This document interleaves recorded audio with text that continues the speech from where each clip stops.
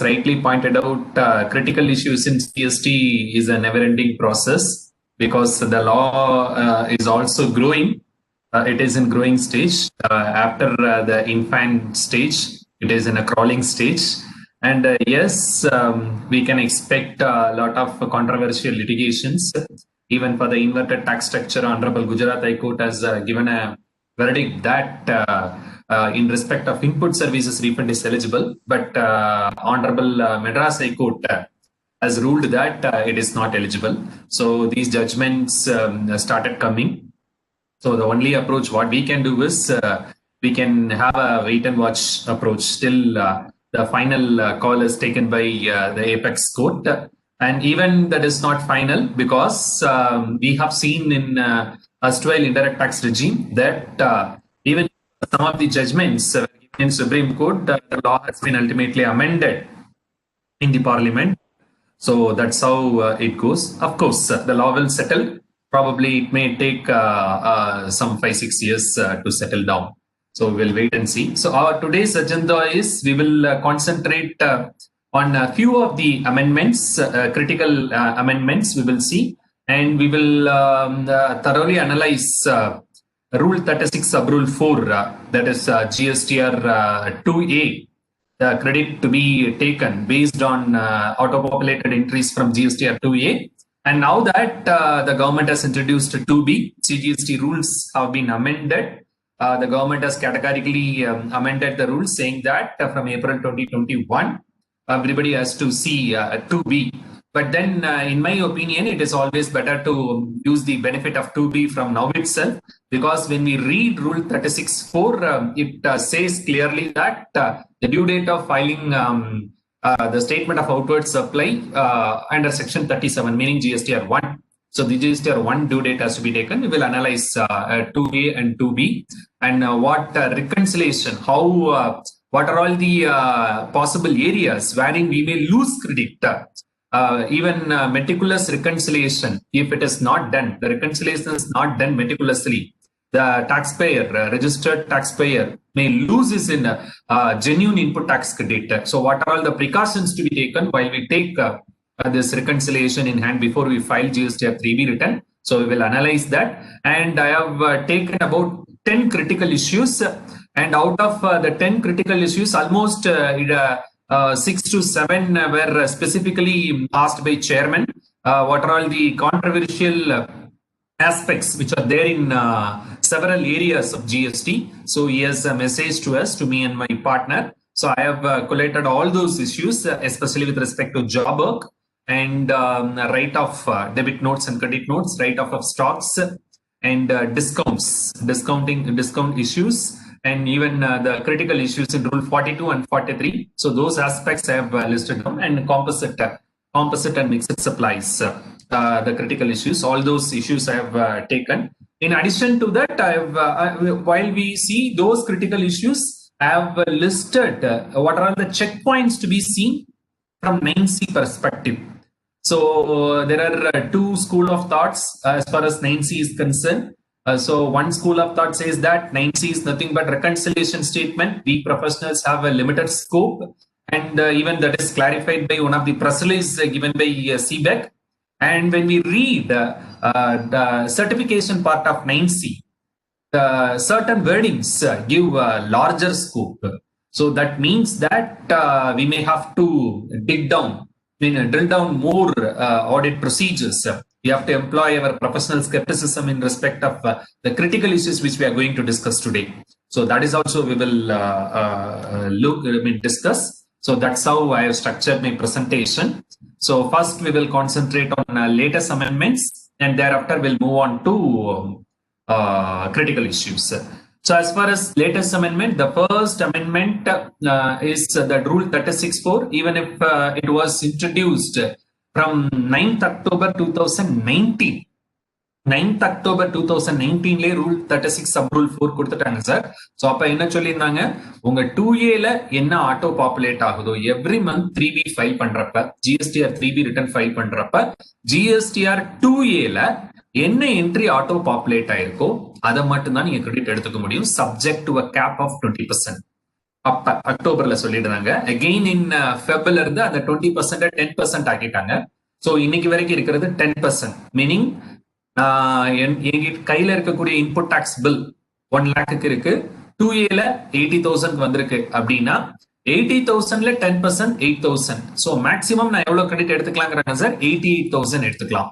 So balance 12,000 நான் எடுக்க முடியாது கிரெடிட்ட. ஸோ எப்ப எனக்கு ஆட்டோ பாப்புலேட் ஆகி நெக்ஸ்ட் மந்த் எந்த மாசம் எந்த மந்த் வருதோ, in that month only I am eligible to take input tax credit of those omitted credits, missed out credits. So that's how law has been drafted. So but due to கோவிடுக்காக என்ன relaxation கொடுத்தாங்க அப்படின்னு பாத்தீங்கன்னா, Feb 2020ல இருந்து August 2020 வரைக்கும் you need not verify your 2A. உங்களோட GSTR 2A நீங்க பார்க்க வேண்டாம். சோ பார்க்காம உங்க கையில என்ன பில்ஸ் இருக்கோ அதை பேஸ் பண்ணி நீங்க இன்புட் டாக்ஸ் கிரெடிட் எடுத்துக்கலாம். சோ அப்படின்னு சொல்லியிருந்தாங்க. எப்ப இருந்து சார்? From Feb 2020 to August 2020. So அதுக்கு GSTR 3B return date, concession in interest நிறைய கொடுத்திருந்தாங்க. அதெல்லாம் நம்ம இன்னைக்கு பார்க்க போறது இல்ல சார், பிகாஸ் அதோட டைம் எல்லாம் முடிஞ்சு போச்சு. சோ இப்ப பாக்குறதுல will not waste our time in those aspects, because அதோட due date for 3B, extended due date for GSTR 1, waiver of late fee, interest concession, everything was over. So அதனால அதை நம்ம டிஸ்கஸ் பண்ணல. சோ அதோட சேர்த்து என்ன கொடுத்திருந்தாங்க, நம்ம பார்க்கக்கூடிய கன்செஷன் என்ன கொடுத்திருந்தாங்க, நமக்கு உண்டான ரெலவென்ட் பாயிண்ட் என்ன அப்படின்னு பார்த்தோம்னா, ஜிஎஸ்டிஆர் 2A நீங்க பார்க்காம என்ன பண்ணிக்கலாம்னு சொல்லிட்டாங்க sir, you can take input tax credit அப்படின்னு சொல்லிட்டாங்க. நடுவுல ஜிஎஸ்டிஆர் 2B அப்படிங்கிற ஒரு ஸ்டேட்மெண்ட்டை இன்ட்ரடியூஸ் பண்ணிருக்காங்க. சிஜிஎஸ்டி ரூல்ஸே அமெண்ட் பண்ணிருக்காங்க. 2Aக்கு பதிலா நீங்க 2B தான் பார்க்கணும்னு சொல்லி ஏப்ரல் 2021ல இருந்து பார்க்கணும்னு சொல்லியிருக்காங்க. But what is this GSTR 2B? 2Aக்கும் 2Bக்கும் என்ன சார் வித்தியாசம்? சார் 2A அப்படிங்கிறது பாத்தீங்கன்னா, இப்ப ரூல் 36 சப் ரூல் 4ல என்ன சொல்லியிருக்காங்க, 2A இன்புட் டாக்ஸ் வந்தா தான் நீங்க கிரெடிட் எடுக்கணும் அப்படின்னு சொல்லியிருக்காங்க. ஃபார் எக்ஸாம்பிள், அக்டோபர் 2020க்கு எனக்கு எப்ப due date of filing 3B, நான் 5 crores மேல இருக்கிறேன் அப்படிங்கிற பட்சத்துல 20th நவம்பருக்குள்ள நான் ரிட்டர்ன் ஃபைல் பண்ணணும். சோ 20th நவம்பருக்குள்ள நான் ரிட்டர்ன் ஃபைல் பண்றப்ப நான் என்ன பார்க்க வேண்டியிருக்கு சார், என்னோட ஜிஎஸ்டிஆர் 2A எவ்வளவு கிரெடிட் வந்திருக்குங்கிறத பார்க்கணும். நான் 12th நவம்பர் அன்னைக்கு நான் என்னோட 2A டவுன்லோட் பண்றேன். 12th நவம்பர் அன்னைக்கு டவுன்லோட் பண்றப்ப என் கையில எவ்வளவு வச்சிருக்கேன், இன்புட் டாக்ஸ் 1 லேக்கு நான் இன்புட் டாக்ஸ் வச்சிருக்கேன். 12th நவம்பர் அன்னைக்கு நான் டவுன்லோட் பண்றப்ப 80,000 இருக்கு. 13th நவம்பர் அன்னைக்கு டவுன்லோட் பண்றேன் 2A. சோ இந்த மாசத்துக்கு டவுன்லோட் பண்றேன், அக்டோபருக்கு டவுன்லோட் பண்றேன், ஃபிகர் மாறுது, 82,000 ஆகுது. அடுத்த 14th நவம்பர்ல சில பேர் அமெண்ட்மெண்ட் போட்டிருக்காங்க என் சப்ளையர்ஸ், அவங்க ஜிஎஸ்டிஆர் 1 மறுபடியும் மாறுது. சோ இப்ப கவர்மெண்ட் எந்த 2A பார்க்க சொல்றாங்க, ரூல் 36 சப் ரூல் 4ல போய் பார்த்தோம்னா எந்த 2A கம்பேர் பண்ண சொல்றாங்கன்னு பாத்தீங்கன்னா, due date of filing GSTR 1 11th November தான் நமக்கு டியூ டேட். சோ 11th அன்னைக்கு நைட்டோ அல்லது 12th அன்னைக்கு நீங்க 2A டவுன்லோட் பண்ணி என்ன கிரெடிட்ஸ் உங்களுக்கு ஆட்டோ பாப்புலேட் ஆயிருக்கோ அந்த கிரெடிட்ஸ் தான் நீங்க கம்பேர் பண்ணணும்னு சொல்றாங்க. ரைட்டுங்களா? So now that the government itself has come out with a new statement or a new tool called GSTR 2B. GSTR 2B என்ன இருக்குன்னு பாத்தீங்கன்னா, அக்டோபர் 2020க்கு எல்லாரும் GSTR 1 எப்ப ஃபைல் பண்ணிருப்பாங்க, 11th நவம்பர் ஃபைல் பண்ணிருப்பாங்க. சோ நான் 12th இருந்து எனக்கு GSTR 2B அவைலபிளா இருக்கும். GSTR 2B நான் டவுன்லோட் பண்ணி பார்த்தேன் அப்படின்னா, அக்டோபரோட GSTR 1 யாரெல்லாம் 11th வரைக்கும் ஃபைல் பண்ணிருக்காங்களோ அந்த என்ட்ரிஸ் எல்லாம் 12th அன்னைக்கு இருக்கும். நான் 13th நவம்பர்ல போய் டவுன்லோட் பண்ணி பார்க்கிறேன் 2B, அப்பவும் அதே என்ட்ரி தான் இருக்கும். So 2B is a static document, 2A is a dynamic document. So 2A suppliers GSTR 1 file பண்ண அப்டேட் ஆயிட்டே இருக்கும். ஆனா 2B பொறுத்தளவுக்கு 11th of subsequent month is the cut off date. So 11th வரைக்கும் யார் ஃபைல் பண்ணிருக்காங்களோ அதெல்லாம் 2B வந்திருக்கும். ஃபார் எக்ஸாம்பிள், ஒரு சப்ளையர் அக்டோபர் 2020யோட ஜிஎஸ்டிஆர் 1 8th நவம்பர் ஃபைல் பண்ணிருக்காரு. என்னோட அக்டோபர் 2B அது இன்புட் டாக்ஸா வந்து உட்கார்ந்துருக்கும். ஒரு சப்ளையர் 11th நவம்பர் ஃபைல் பண்ணிருக்கிறார், என்னோட ஜிஎஸ்டிஆர் 2B ஆஃப் அக்டோபர்ல இருந்து உட்கார்ந்துருக்கும். ஒரு சப்ளையர், இந்த பாயிண்ட் தான் ரொம்ப முக்கியம் சார், ஒரு சப்ளையர் 14th நவம்பர் ஃபைல் பண்றாரு. என்ன ஃபைல் பண்றாரு, ஜிஎஸ்டிஆர் 1 எந்த மாசத்துக்கு ஃபைல் பண்றாரு? அக்டோபர் 2020க்கு ஃபைல் பண்றாரு. நல்லா புரிஞ்சுக்கோங்க சார், என்னோட ஜிஎஸ்டிஆர் 2Bல அவர் ஃபைல் பண்றது வராது. எந்த மாசத்தோட 2Bல வராது சார்? அக்டோபர் 2020யோட 2Bல எனக்கு வராது. அப்ப எந்த மாசத்துல வரும் சார்? நவம்பர் 2020யோட 2Bல வரும். நவம்பர் 2020யோட 2B நான் எப்ப டவுன்லோட் பண்ணுவேன்? 12th டிசம்பருக்கு டவுன்லோட் பண்ணுவேன். சோ அந்த 2Bல யார் யாரெல்லாம் 12th அக்டோபர்ல இருந்து 12th நவம்பர்ல இருந்து 11th டிசம்பர் வரைக்கும் ஃபைல் பண்றாங்களோ அதெல்லாம் அந்தந்த ரெசிபியன்ட்டோட நவம்பர் மாச 2Bல போய் உட்காந்துரும் sir. So your 2B is a static document. நம்ம ரூல் 36(4)க்கு கம்பேர் பண்ண சொல்ற டேட், கட் ஆஃப் டேட் என்ன சொல்றாங்க சார்? 11th. மந்த்லி ஃபைலர்ஸை பொறுத்தளவுக்கு 11th, குவார்டர்லி ஃபைலர்ஸை பொறுத்தளவுக்கு 31st. ஸோ அதுக்கும் டியூ டேட்டை மாத்திருக்காங்க, நம்ம அமெண்ட்மெண்ட்டை பார்க்க போறோம். So that's how it needs to be compared. So 2A versus 2B. 2B அப்படிங்கிறது it is a static document. Meaning ஒவ்வொரு மாசமும் 12th இருந்து அடுத்த மாசம் 11th வரைக்கும் யாரெல்லாம் ஃபைல் பண்றாங்களோ அந்த மாசத்தோட 2Bல ரிஃப்ளெக்ட் ஆகும். அக்டோபர் 12th இருந்து நவம்பர் 11th வரைக்கும் ஃபைல் பண்ணக்கூடிய ஜிஎஸ்டிஆர் 1 எல்லாம் நவம்பர் மந்தோட 2Bல ரிஃப்ளெக்ட் ஆகும். நவம்பர் 12th இருந்து டிசம்பர் 11th அப்படின்னு சொல்றேன் சார். நவம்பர் 12th இருந்து டிசம்பர் 11 வரைக்கும் ஃபைல் பண்ணக்கூடிய ஜிஎஸ்டிஆர் 1 எல்லாமே நவம்பர் மாச 2Bல வந்து உட்காரும். அதே போல 12th டிசம்பர் 2020 இருந்து 11th ஜனவரி 2021 வரைக்கும் ஃபைல் பண்ணக்கூடிய ஜிஎஸ்டிஆர் 1 எல்லாம் டிசம்பர் 2Bல போய் உட்காரும். ரைட்டுங்களா சார்?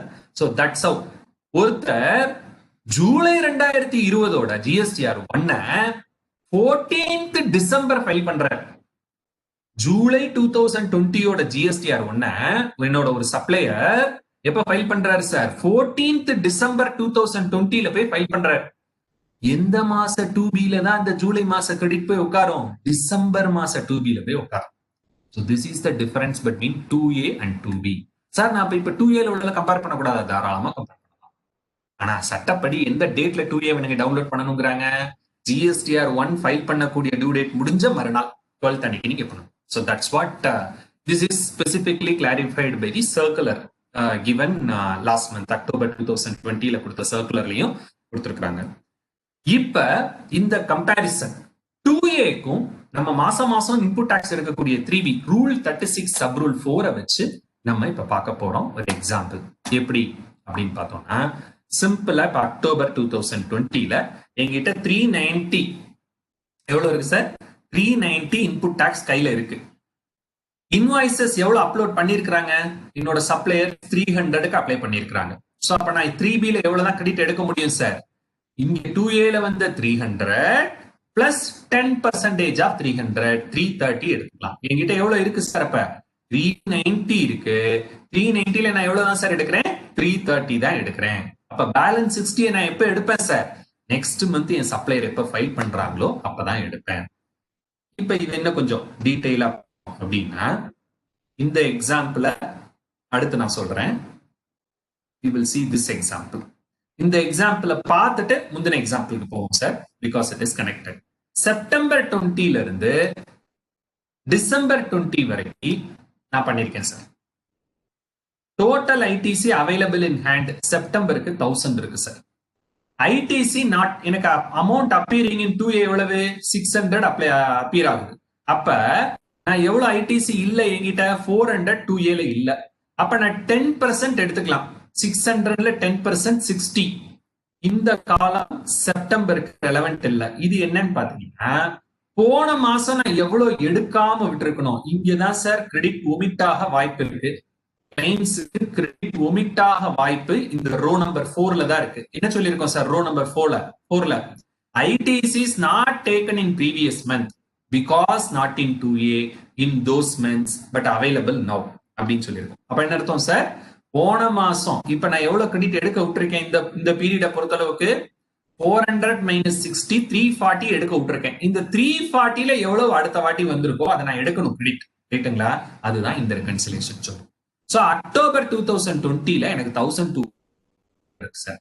என் கையில வச்சிருக்கக்கூடிய பில்ஸ் 1200. 2Aல இருக்கிறது 800 தான் இருக்கு. அப்ப எவ்வளவு வரல சார்? 2Aல 400 வரல. 1200 மைனஸ் 800 400 வரல. நான் 10% எவ்வளவு எடுத்துக்கலாம் சார்? 10% 800 ஆஃப் 10% 80 எடுத்துக்கலாம். இப்ப ரொம்ப ரொம்ப முக்கியம் சார், ஒரு முக்கியமான விஷயம் இங்க என்னன்னு பாத்தீங்கன்னா, இங்க 340 வரல இல்லைங்களா, அதுல 300 வந்துருச்சு. அக்டோபர் 2020ல 300 வந்துருச்சு. Example, let me show this in Excel also. One second, so that அந்த formula calculation ஓட நம்ம பார்த்துடலாம்.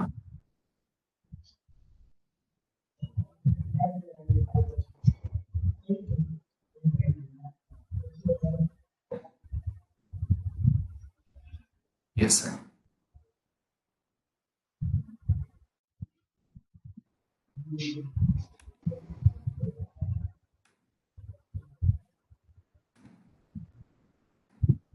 சார் என்னோட எக்ஸல் வியூ ஆகுதா sir?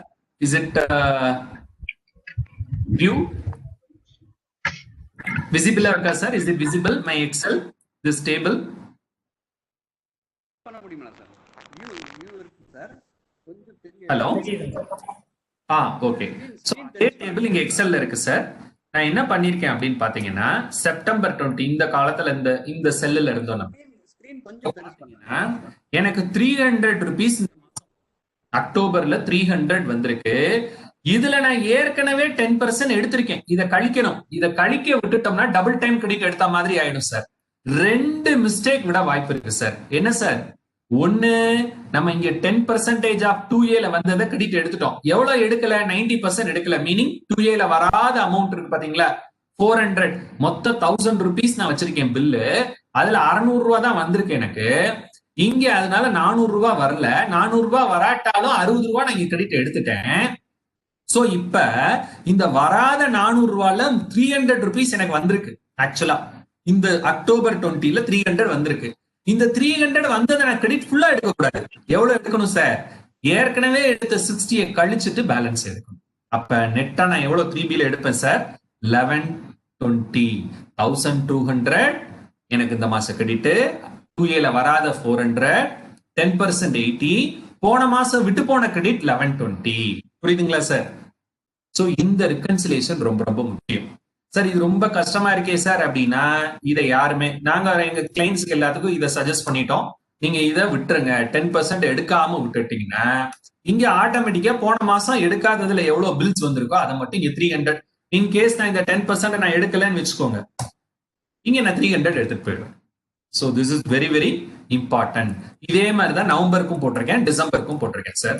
Very very important what you call reconciliation. So we'll go back to our presentation.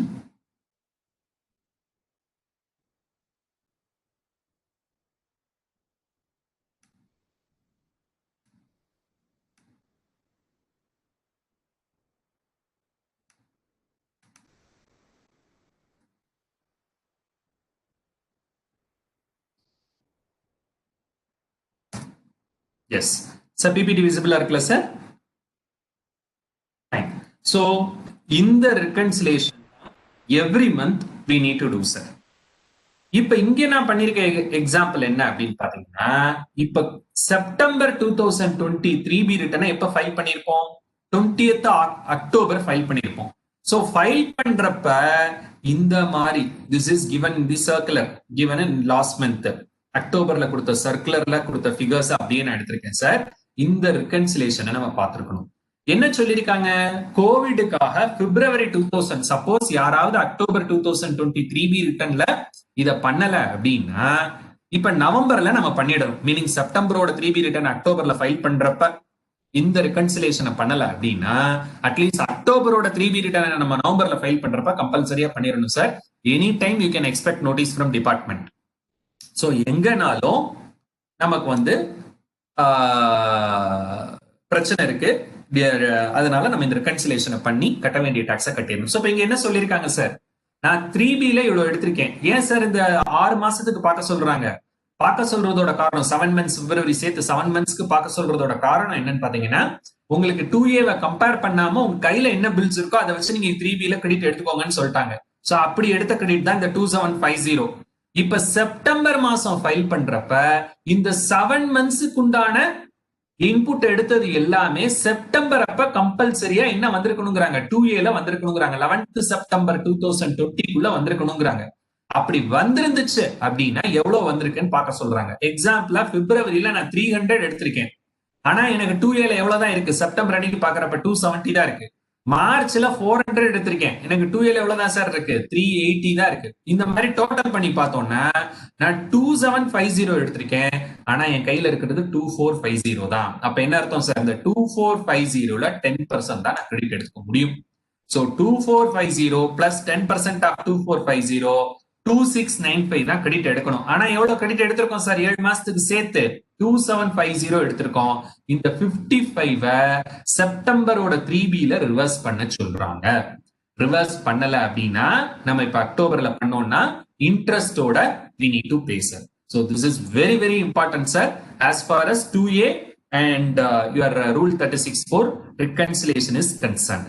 So in the aspect very important. So we'll move on to the next amendment. In case in the particular aspect la யாருக்காவது doubt இருந்துச்சுன்னா இப்ப கேட்கலாம் sir. Otherwise I will move on to the next amendment. ஏன்னா அடுத்து நம்ம பார்க்க போறது critical issues இருக்கும், அதுல டவுட்ஸ் நிறைய வரலாம். இது very critical for the monthly return filing. I am just insisting. If anybody has doubt on sir invoice wise எப்படி ஃபாலோ இல்ல இப்ப in 90% புரியல, திரும்ப சொல்லுங்க சார் ப்ளீஸ். அதான் சார் நீங்க ஒரு மெத்தட் சொன்னீங்க, ஈஸி மெத்தட் என்ன அப்படின்னா 10% எடுக்காம அப்படின்றது. அப்போ அந்த 10% ஆமா கரெக்ட். இன்வாய்ஸ் வைஸ் பிராக்டிகலா வந்து இன்வாய்ஸ் ஃபாலோ பண்ண முடியல. கரெக்ட். எஸ் 10% எப்படி எடுத்தோம், அது கொஞ்சம் டிஃபிகல்ட்டா நான் வொர்க் அவுட் பண்ணி பார்த்தேன், கொஞ்சம் டிஃபிகல்ட்டா இருக்குது. ஏதாவது இப்ப நீங்க சான்சஸ் இருக்கு. இல்ல அப்ப என்ன பண்ணணும், புரியுது புரியுது புரியுது சார். சோ அப்ப எஸ் சார் சாஃப்ட்வேர் ஓகே இல்ல சாஃப்ட்வேர் as such சார், சாஃப்ட்வேரை பொறுத்தளவுக்கு ரெகன்சிலியேஷனுக்கு மட்டும் தான் சாஃப்ட்வேர் இருக்குது சார். இப்ப நீங்க டூல் 2A டூல் பாத்தீங்கன்னா நிறைய டூல்ஸ் வந்து இப்ப இருக்குது ரைட்டுங்களா. ஈவன் அந்த டூலை யூஸ் பண்ணாலும் நம்ம எக்ஸலை யூஸ் பண்ண வேண்டி இருக்கு. நம்மளோட நார்மல் VLOOKUP பைவட் டேபிள் போட்டு இண்டெக்ஸ் ஃபங்க்ஷன் மேட்ச் ஃபங்க்ஷன் எல்லாம் போட்டு நம்ம பண்ண வேண்டி இருக்கு. ஈவன் தோ அந்த டூல் பண்ணாலும் அந்த டூல் எதுக்கு மாத்திரம் உங்களுக்கு யூஸ் ஆகும்னு பாத்தீங்கன்னா, என் கையில இருக்கக்கூடிய 3B படி எடுத்த இன்புட்டையும் 2Aல ஆட்டோ பாப்புலேட் ஆகி வந்த இன்புட்டையும் கம்பேர் பண்ணி எவ்வளவு தூரம் in 3B not in 2A, in 2A not in 3B partial mismatch எவ்வளவு, அததான் இந்த டூல் உங்களுக்கு சொல்லும். சரியா சார். இப்ப நீங்க இங்க பண்றப்ப இப்ப நான் இங்க போட்டிருக்கேன்ல சார், இந்த எக்ஸல் விசிபிளா இருக்கு இல்லையா சார். இந்த எக்ஸல்ல பாத்தீங்கன்னா இந்த ITC கான்ஸ்டிடியூட்டிங் 10% ஆஃப் 2A இருக்கு இல்லைங்களா சார். இதுக்கு நீங்க இன்வாய்ஸ் வைஸ் பிரேக்கப் வச்சுக்கணும். பிராக்டிகலா உங்களுக்கு என்ன சிக்கல் வரலாம் அப்படின்னா, சார் இந்த 10% இப்ப எக்ஸாம்பிளா இந்த 60 ரூபாய்க்கு மேட்ச் பண்ற மாதிரி எனக்கு இன்வாய்ஸ் பிரேக்கப் இருக்காதே சார், நான் என்ன பண்றதுன்னு உங்களுக்கு டவுட் வரலாம். சோ அப்ப நாங்க என்ன பண்றோம்னா, வாட் we are doing ஏன்னா இப்ப எங்க கிளைண்ட்ஸ் எல்லாருமே 10% விட்டு கொடுக்க தயாரா இல்ல சார். எதுக்கு சார் 10% அவங்களே கொடுக்குறாங்க, நீங்க எடுத்துக்க வேண்டியதானங்கிறாங்க. சோ அவங்களுக்கு நாங்க என்ன பண்றோம்னு பாத்தீங்கன்னா, இந்த 10%க்கு எக்ஸாக்டா 60 rupees மேட்ச் பண்ற மாதிரி எனக்கு இன்வாய்ஸ் இருக்காது. அப்ப நான் என்ன பண்ணுவேன், 60க்கு கீழே ஒரு 58 ரூபா, 58 ரூபா 50 பைசா, 59 ரூபா 60 பைசா, எவ்வளவு தூரம் இருக்கும், 9.8%, 9.9%, அது 9.2%. அவன் சொல்றது வந்து 10% வரைக்கும் எடுத்துக்கலாம்னு சொல்லியிருக்காங்க.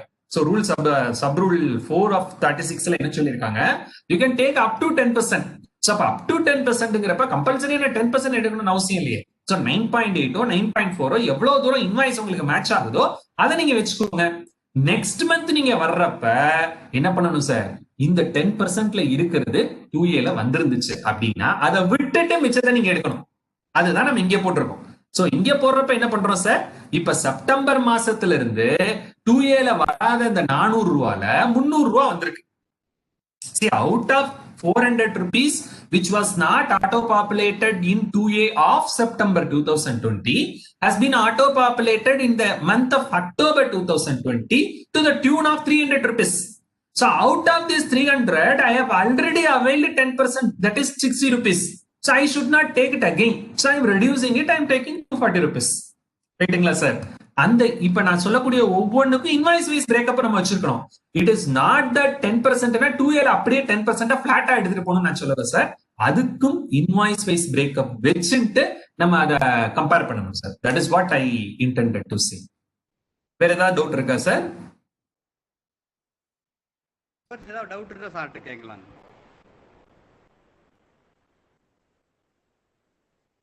Right sir. We can continue sir.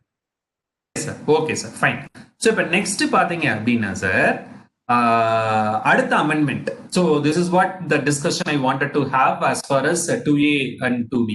இப்ப இந்த 2B ல வராம இருந்தா என்னெல்லாம் பிரச்சனை வர வாய்ப்பு இருக்கு? That is நீங்க 2A கம்பேர் பண்ணி 2A படி ITC எடுக்காம full ITC எடுத்தோம்னா என்னெல்லாம் ப்ராப்ளம் வர வாய்ப்பு இருக்கு? So இந்த ப்ராப்ளம் என்ன வந்திருக்குங்கிறதையும் நான் சொல்றேன். Our clients have faced sir. Rule 86A ஒரு ரூல் இருக்கு சார். ரூல் 86A ல என்ன சொல்லியிருக்காங்கன்னு பாத்தீங்கன்னா, it has given enormous power to commissioner of GST. எவ்வளவு தூரம் வரலையோ அவர் ஸ்ட்ரைட் அவே எலக்ட்ரானிக் கிரெடிட் லெட்ஜரை பிளாக் பண்ணிடலாம். And they have blocked for 3 of our clients. Electronic credit லெட்ஜர்ல அப்ப என்ன ஆகும் சார்? பிளாக் பண்ணிட்டாங்களா, நம்ம ரீஃபண்ட் வாங்க முடியாது. எக்ஸ்போர்ட் கிளைம்ஸோ இன்வெர்டர் கிளைம்ஸோ இருக்கிற பட்சத்துல. சோ அந்த எலக்ட்ரானிக் கிரெடிட் லெட்ஜரை எவ்வளவு தூரம் 2A ல வராம டிஃபரன்ஸ் இருக்கோ அதை டோட்டலா பிளாக் பண்ணிட்டாங்க. இப்ப பிளாக் பண்ணது இப்ப அந்த மாதிரி கிளைம்ஸ்க்கு எப்படி பிளாக் பண்ணிருக்கு? ரூல் 86A வந்தது லேட்டஸ்டா போன வருஷம் டிசம்பர் கிட்ட தான் வந்திருக்குது. ரூல் 36(4) வந்தது அக்டோபர் 2019 தான் வந்திருக்குது. பட் அவங்க கம்பேர் பண்றது 17, 18, 18, 19, 17, 18, 18, 19 எல்லாம் கம்பேர் பண்ணி how much ever is not auto populated, how much ever is in excess in 3B but not in 2A, flat block பண்ணிட்டாங்க. So block பண்ணதுக்கு now we have moved to high court, writ file பண்றோம். So 2A ல வராம இருக்கிற பட்சத்துல first credit லெட்ஜர்ல கூட amount இருந்தா black பண்ணிடலாம். ரெண்டாவது they are sending notices. And now that in the September masa return again it has come into effect. From next month we can expect notices from the department because instructions have already been sent to the officers both in central and state, whether what is the amount of credit taken in 3B, what is the amount of credit available in 2A. When there is a huge gap, they have been asked to send notices.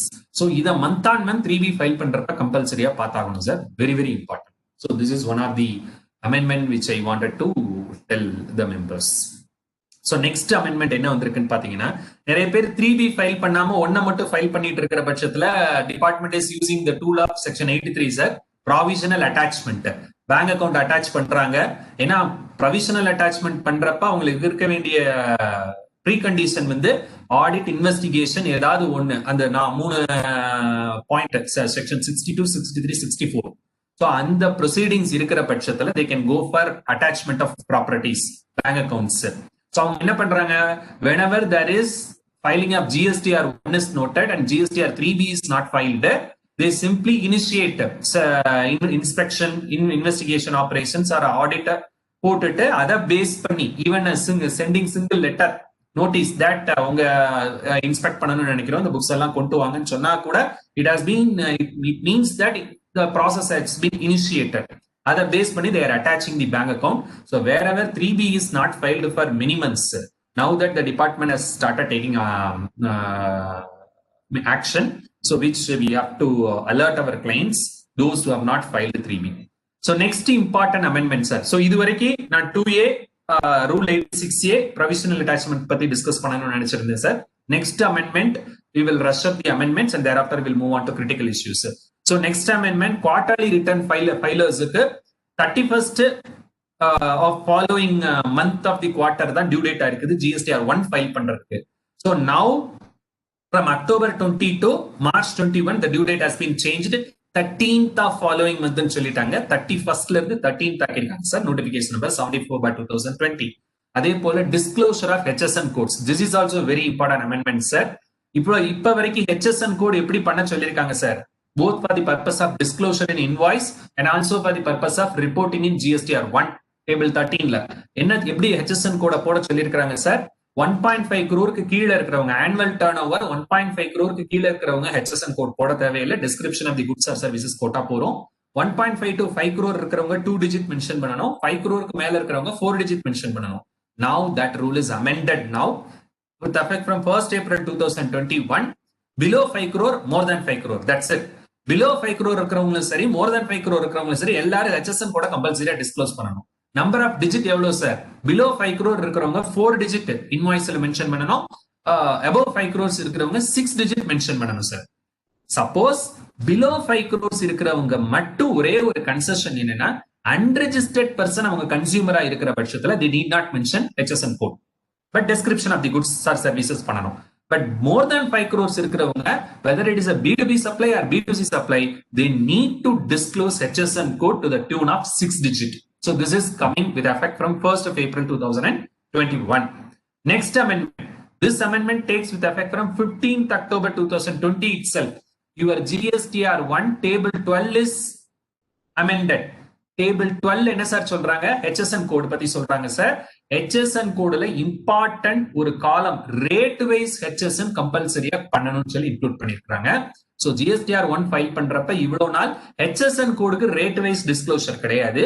நம்ம இந்த October 2020 return file பண்றதுல இருந்து rate wise கம்பல்சரியா பண்ணணும் sir. That is very important. Next amendment, நம்ம 1819க்கு 990க்கு என்ன slab rate கொடுத்திருந்தாங்களோ அதே இதை 1920க்கும் கண்டினியூ பண்ணிட்டாங்க. Meaning up to 5 crore no 9C.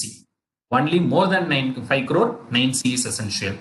2 crore to 5 crore 9 is compulsory. Below 2 crore 9 is optional. That's how the amendment continues for financial year 1920 also. அதே போல நில் return எல்லாமே நில்லா இருக்கிற பட்சத்துல GSTR 3B and 1 SMS மூலமா ஃபைல் பண்ணலாங்கிற ஆப்ஷனை காம்போசிஷன் டீலருக்கு எக்ஸ்டெண்ட் பண்ணிருக்காங்க CMP 08 மூலமா. E-way bill part A of the E-way bill வந்து 15th October 2020 இருந்து மறுபடியும் இப்ப எஃபெக்ட்டுக்கு வந்துருச்சு. யாராவது ரெண்டு டாக்ஸ் பீரியடுக்கு மேல ரிட்டர்ன் ஃபைல் பண்ணல, 3B ரிட்டனோ 1 ரிட்டனோ காம்போசிஷன் ரிட்டர்ன் CMP 08 ஃபைல் பண்ணாம இருந்தா their E-way bill will be blocked, and even yesterday for one of the client they have blocked because more than 2 months return has not been filed. So the next amendment,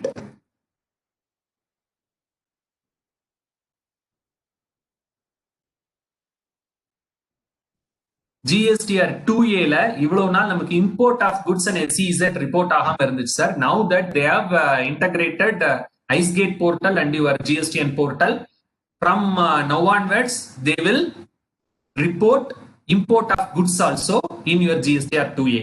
இப்ப நமக்கு வந்து other than import தான் reflect ஆகுது. Even RCM, யாராவது ஒரு registered person coming under RCM நம்ம supply receive பண்ணிருந்தோம்னா அவரும் file பண்றப்ப அதுவும் ரிஃப்ளெக்ட் ஆயிட்டு இருந்தது. Now that import of goods is also implemented. Final return, யாரெல்லாம் GST RCS சரண்டர் பண்ணிட்டாங்களோ அவங்க GSTR 10 ஃபைல் பண்ணணும் sir. That is final return. So அதுக்கு மேக்ஸிமம் லேட் ஃபீ வந்து 10,000 வரைக்கும் இருந்தது. It needs to be filed within 3 months from the due date of surrender cancellation. So நிறைய பேர் cancel பண்ணிட்டு ஃபைனல் ரிட்டர்ன் ஃபைல் பண்ணாம இருந்தாங்க. Now one time ஆப்பர்ச்சுனிட்டியா கவர்மெண்ட் கொடுத்திருக்காங்க. So before 31st December 2020 குள்ள நம்ம ஃபைனல் ரிட்டர்னை ஃபைல் பண்ணோம்னா we can escape from the late filing fee of hefty amount of 10,000 rupees, and it is reduced to 500 rupees. 500 மட்டும் late filing fee pay பண்ணிட்டு we can file the final return. And next very important amendment, interest on belated payment of GST. So ஒருத்தர் GSTR 3B லேட்டா file பண்றாரு, input tax credit கையில இருக்கு. So input tax credit கையில இருக்கிற பட்சத்துல gross tax interest கட்டணுமா, net tax interest கட்டணுமா? So amendment has come in section 50. So they have clarified that it is only on net tax basis. That is to the extent it is debited from cash ledgerங்கிறத சொல்லியிருக்காங்க. Again இதுல இன்னொரு doubt, நான் எனக்கு ஒரு 2-3 bill sales bill வந்து போன மாசம் காமிக்க விட்டுட்டேன், ஒரு 2 மாசம் கழிச்சு காமிக்கிறேன், அப்ப எனக்கு நான் இன்புட்டை யூஸ் பண்ணியிருந்தா இன்ட்ரெஸ்ட் வராது அப்படிங்கறத, that is our opinion. But then when we read the wordings, literal wordings படிச்சு பார்த்தோம்னா, section 50 ஓட wordings படிச்சு பார்த்தோம்னா it doesn't say so. But then we have a fantastic judgment, Rafex Industries Madras High Court, and now latest judgment 4 days back the Honorable Madras High Court has delivered a judgment, Mansarovar Motors Private Limited, wherein it was specified that the interest is payable only on net tax basis, and it is a clarificatory amendment. It would take effect from 1st July 2017 ல இருந்தே வரும்னு சொல்லிருக்காங்க. And இந்த net tax basisல பே பண்றது government கொடுத்த amendment effect ஆகுறது 1st October 2020 தான் effect ஆகுது ஆக்ட்ல இருந்தாலும் கூட government has clarified by way of an administrative instructions to all their officers saying that 1st September 2020 administrative instruction கொடுத்திருக்காங்க. என்ன சொல்லியிருக்காங்கன்னு பாத்தீங்கன்னா, this amendment, though it is given from 1st of September 2020, for the past cases, no action will be taken on the taxpayer that if they have paid a tax on cash base, that is the net tax basis. அப்படிங்கிற instruction கொடுத்திருக்காங்க sir. That is very, very important. So that's all with regard to amendment. And one more amendment is Aadhaar authentication has become mandatory from August 2020. So new registration எடுக்கிறவங்க, whether it is an individual or partnership firm or a company, Aadhaar authentication is mandatory. In case Aadhaar authentication is not done for the authorized signatories, then physical verification of premises will be carried out by the officers, whether it is a goods registrant or a service registrant. That is one important amendment has come. And PMT 09, அடுத்த amendment, important amendment. ஐஜிஎஸ்டிக்கு பதிலாக நான் சிஜிஎஸ்டியில tax கட்டிட்டேன். என்னோட CGST cash லெஜர்ல போய் இருக்குது. So இதுக்கு முன்னாடி இப்போ போர்ட்டலே எனேபிள் பண்ணிட்டாங்க. இதுக்கு முன்னாடி வரைக்கும் நான் அது தனியாக ரீஃபண்ட் ஆவாங்க. ஆகஸ்ட் 2017 நினைக்கிறேன். அப்ப 3B ஃபைல் பண்றப்ப என்னோட ஃப்ரெண்ட் ஒருத்தர் ஒரு கம்பெனில இஸ் அ சிஎஃப்ஓ, இந்த மாதிரி 24 lakhs தவறுதலா I have paid in CGST head instead of IGST head, how to reverse அப்படின்னு கேட்டாரு. நான் கொடுத்த ஆன்சர், மறுபடியும் நீங்க ஐஜிஎஸ்டி கட்டுங்க. அப்ப நான் ஏற்கனவே கட்டின சிஜிஎஸ்டி கோ ஃபார் ரீஃபண்ட். அந்த ரீஃபண்ட் ஆபீசர் கொடுக்கறதுக்கு நிறைய பிரச்சனைகள்லாம் இருந்துச்சு. Now that the government has given a form called PMT 09. Using PMT 09, we can shift any tax which is available in cash ledger from one head to another head. In case you have paid erroneously a tax in IGST head instead of CGST, you can now by yourself transform this credit from IGST to CGST using the form called PMT 09. So that's all with regard to amendments. Now we will see critical issues in GST. One question, sir. Sir? Sir, one question. Yeah, please, sir. One question, sir. Sir, இப்போ அந்த PMT 09 சொன்னீங்க. அவர் நீங்க சொன்ன example பாத்தீங்கன்னா அவர் அந்த கிரெடிட்டை வந்து use பண்ணிருக்க மாட்டாருன்னு நினைக்கிறேன். பட் நம்ம ஒரு கிரெடிட் என்ன பண்றாருன்னா, கிரெடிட்டை வந்து ரிட்டர்ன்லயும் அதே மாதிரி காட்டிட்டாரு. என்ன எரரா ரிட்டர்ன் காட்டிட்டாரு. பட் ஆக்சுவலா அதாவது பிளேஸ் ஆஃப் சப்ளை எரர் எடுத்துக்கங்க. பிளேஸ் ஆஃப் சப்ளை எரர் இருக்கு. ஐஜிஎஸ்டி பே பண்ணிட்டாரு. பட் ஆக்சுவலா சிஜிஎஸ்டி எஸ்ஜிஎஸ்டி தான் பே பண்ணணும். இப்போ என்ன பண்ணுங்க? ஐஜிஎஸ்டி பே பண்ணி அது காட்டிட்டாரா சார்? ஆமா, ரிட்டர்ன்ல 3Bலயும் ஐஜிஎஸ்டி மாதிரியே காட்டிட்டாரு அவரு. பட் ஆக்சுவலா ஐஜிஎஸ்டிலயும் காட்டிட்டாரு. இல்ல சார், இந்த PMT 09ங்கிறது வந்து கேஷ் லெட்ஜர்ல இருந்தா மட்டும் தான் நம்ம யூஸ் பண்ண முடியும். பேலன்ஸ் இருந்தா மட்டும். இப்போ பேலன்ஸ் பட் ஆக்சுவலா எக்ஸஸ் அப்ப எப்படி that's what I'm saying sir. நம்ம place of supply வந்து section 19 of IGST Act, CGST Act section 77 நினைக்கிறேன் சார். என்ன சொல்லிருக்காங்கன்னு பாத்தீங்கன்னா, place of supply தவறுதலா காமிச்சிட்டீங்க, IGST போட வேண்டிய சிஜிஎஸ்டி எஸ்டிஎஸ்டி போட்டு நான் இன்வாய்ஸும் கொடுத்துட்டேன், அல்லது இன்வாய்ஸ் கொடுக்கல நான் ரிட்டர்ன்ல தப்பா கட்டிட்டேன் அப்படிங்கிறப்ப 2 செக்ஷன்ல என்ன சொல்றாங்கன்னா, நீங்க இதுக்கு இன்ட்ரெஸ்ட் கிடையாது. லேட்டர் ஆபீசர் பார்த்து உங்களை கேட்டா கூட உங்களுக்கு இன்ட்ரெஸ்ட் கிடையாது, இன்ட்ரெஸ்ட் கலெக்ட் பண்ணக்கூடாது. சொல்யூஷன் பாத்தீங்கன்னா, you will have to pay it again. நீங்க சிஜிஎஸ்டி எஸ்டிஎஸ்டி மறுபடியும் கட்டணும். தப்பா கட்டண erroneous payment of IGST have to go and apply for refund. அதை நீங்க ரீஃபண்டா வாங்கிக்கலாம். எனி அதர் ரீஃபண்டை செலக்ட் பண்ணி நீங்க ரீஃபண்ட் அப்ளை பண்ணி you can get it from the officer. ரைட்டுங்களா? இதுல ரொம்ப இம்பார்ட்டன்ட் ஆஸ்பெக்ட் என்னன்னா சார், இதை நம்ம சீக்கிரமே பண்ணிடுறது நல்லது. ஏன்னா எனக்கோ நாளைக்கு ஆபீசர் பிடிச்சா இன்ட்ரெஸ்ட் கிடையாது இல்ல சார், இது எதுக்கு சார் ரிஸ்க் எடுத்துட்டு நம்ம நினைக்கலாம். பட் பிரச்சனை வர வாய்ப்பு இருக்கு சார் நம்மளோட ரிசீவர், நம்மளோட கஸ்டமருக்கு. ஏன்னா அவர் தப்பான கிரெடிட் எடுத்துக்கிறார். இன்கேஸ் நம்ம இன்வாய்ஸ்ல அந்த மாதிரி போட்டு கொடுத்துருந்தோம் அப்படின்னா, நம்ம இன்வாய்ஸ்ல ஐஜிஎஸ்டி கரெக்டா போட்டுட்டு இங்க சிஜிஎஸ்டி எஸ்டி கட்டியிருந்தோம்னா நம்ம 3Bல மட்டும் எரர் வந்திருக்கும். பட் அவருக்கு 2Aல சிஜிஎஸ்டி எஸ்டிஎஸ்ல நிக்காது, ஐஜிஎஸ்டில வந்து நிக்கும். ஸோ இந்த மாதிரி பிரச்சனைகள்லாம் இருக்கிறதுனால it is very necessary for us to correct this error as soon as possible. இப்ப GSTR 1ல கரெக்டா காமிச்சிட்டோம், ஆனா 3Bல மட்டும் தவறு நடந்திருக்கு அப்படின்னா நீங்க சொல்ற மாதிரி அவர் அஃபெக்ட் பண்ண போறது இல்ல, நம்ம இங்க போய் ஆபீசர்ட்ட சொல்லி வாங்கிக்கிற போறோம். சரியா சார்? சோ எந்த மாதிரி எரர் அந்த பர்டிகுலர் கிளையண்ட்டுக்கு இருக்குங்கிறத வச்சு we'll have to take an immediate action.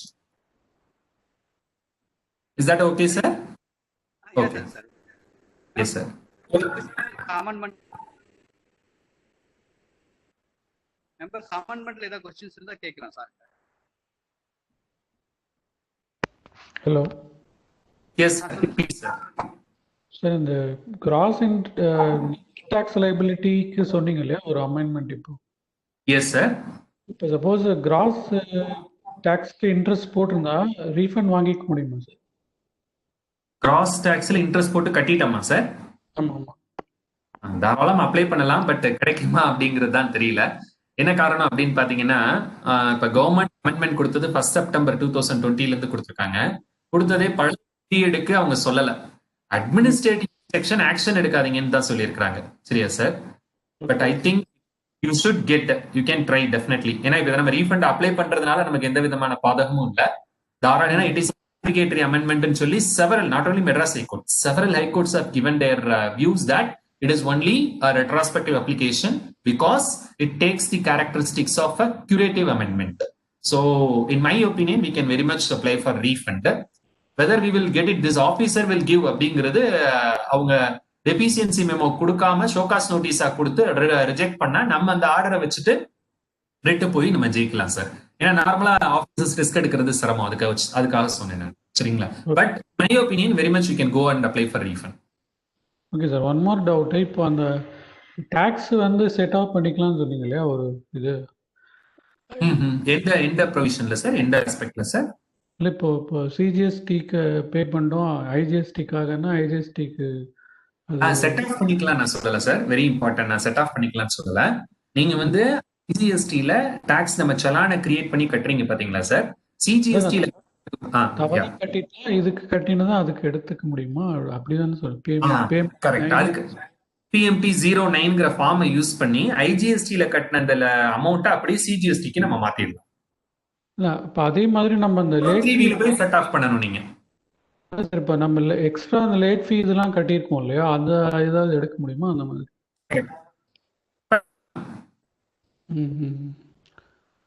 Sorry sir. Cash லெட்ஜர்ல balance இருந்தா ட்ரான்ஸ்ஃபர் பண்ணிக்கலாம் அப்படிங்கறீங்க, அப்படிதானங்க? இல்ல சார், அந்த பேலன்ஸ் கேஷ் லெட்ஜர்ல இருக்கக்கூடிய பேலன்ஸை ட்ரான்ஸ்ஃபர் பண்ணிக்கலாம். இல்ல அது அக்குமுலேட் ஆகிட்டே வரும். சம்டைம்ஸ் வேற லேட்டாக ஃபைல் பண்ணாதான் அதை செட் ஆஃப் பண்ண முடியுன்ற மாதிரி எர்லியராக இருந்தது. இப்போ இதை வச்சு பண்ணிக்க முடியுமா அப்படிங்கிறதுக்காக. இப்ப லேட் ஃபைலிங் ஃபீ வந்து கூட உங்களுக்கு கேஷ் லெட்ஜர்ல பேலன்ஸ் இருந்துச்சுன்னா நீங்க அதை கொண்டு போகலாம், டாக்ஸ் கட்டுக்கு கொண்டு போகலாம். சரியா சார்? சரி சரி சரி. அப்படி நம்ம வந்து யூஸ் பண்ணியிருந்தோம்னா இந்த ப்ரொவிஷன் வச்சு நம்ம ஒன்றும் பண்ண முடியாது. Okay sir, thank you sir, thank you. Fine, thank you sir. Member வேற ஏதாவது क्वेश्चंस இருக்காங்க இந்த அமெண்ட்மென்ட்ல?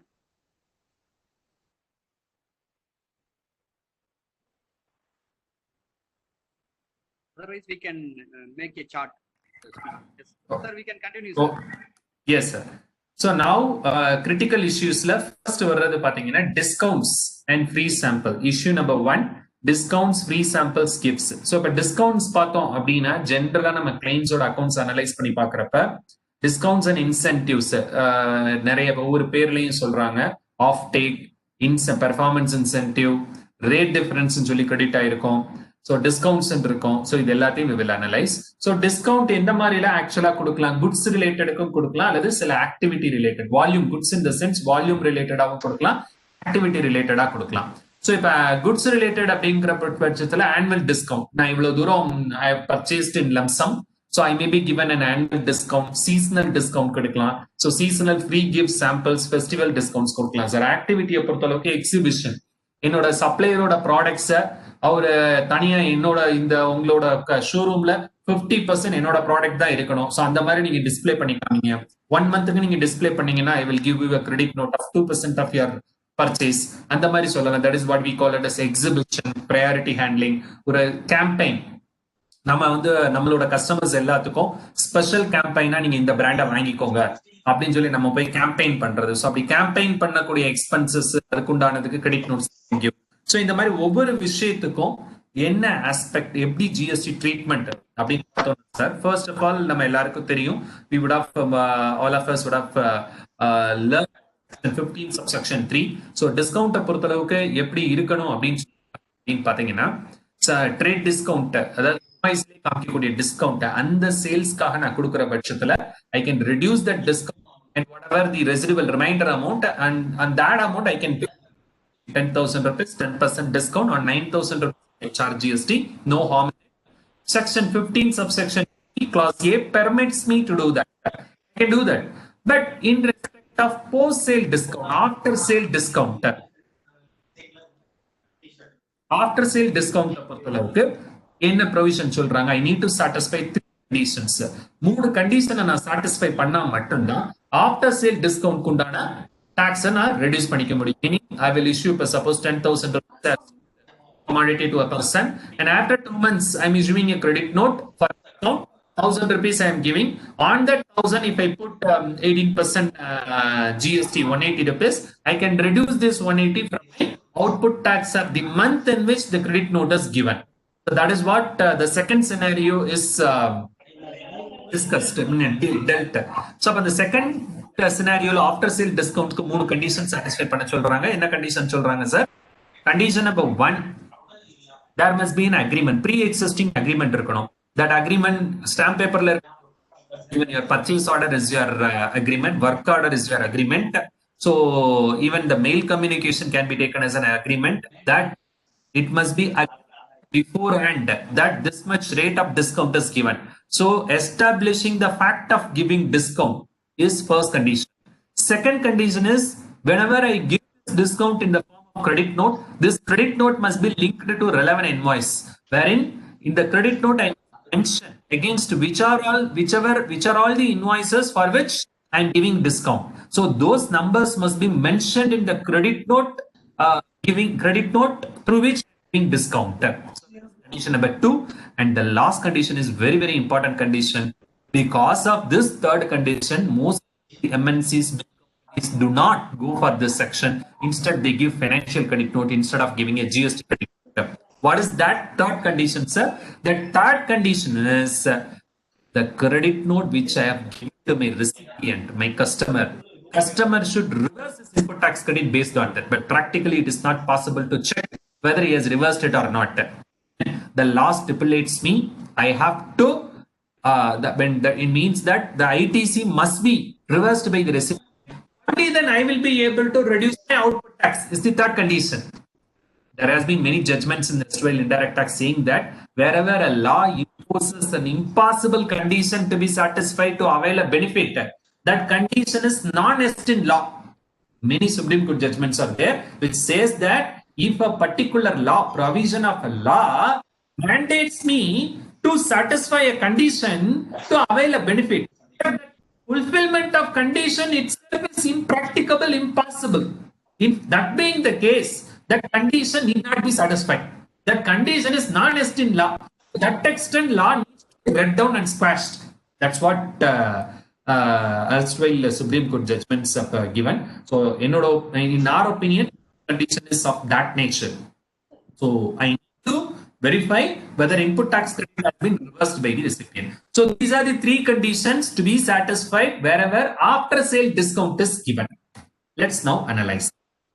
So, this is law. Circular, 3 circular, very important. Circular number 92, circular number 105, circular number 112. These are the 3 circulars which discussed about this.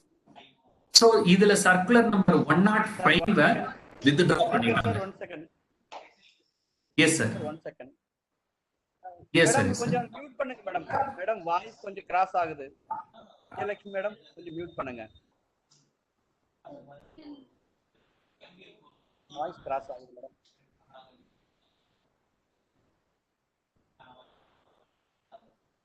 Madam கொஞ்சம் mute பண்ணுங்க madam.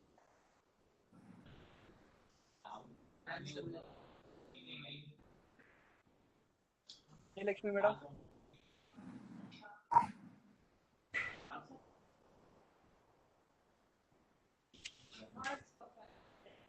Madam கொஞ்சம் mute பண்ணுங்க. Sir நீங்க continue பண்ணுங்க, நான் மேனேஜரை பேசுறேன். Right, sir.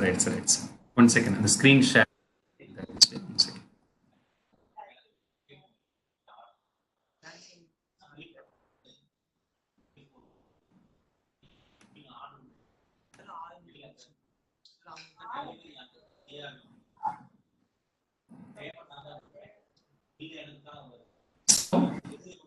This is what law says.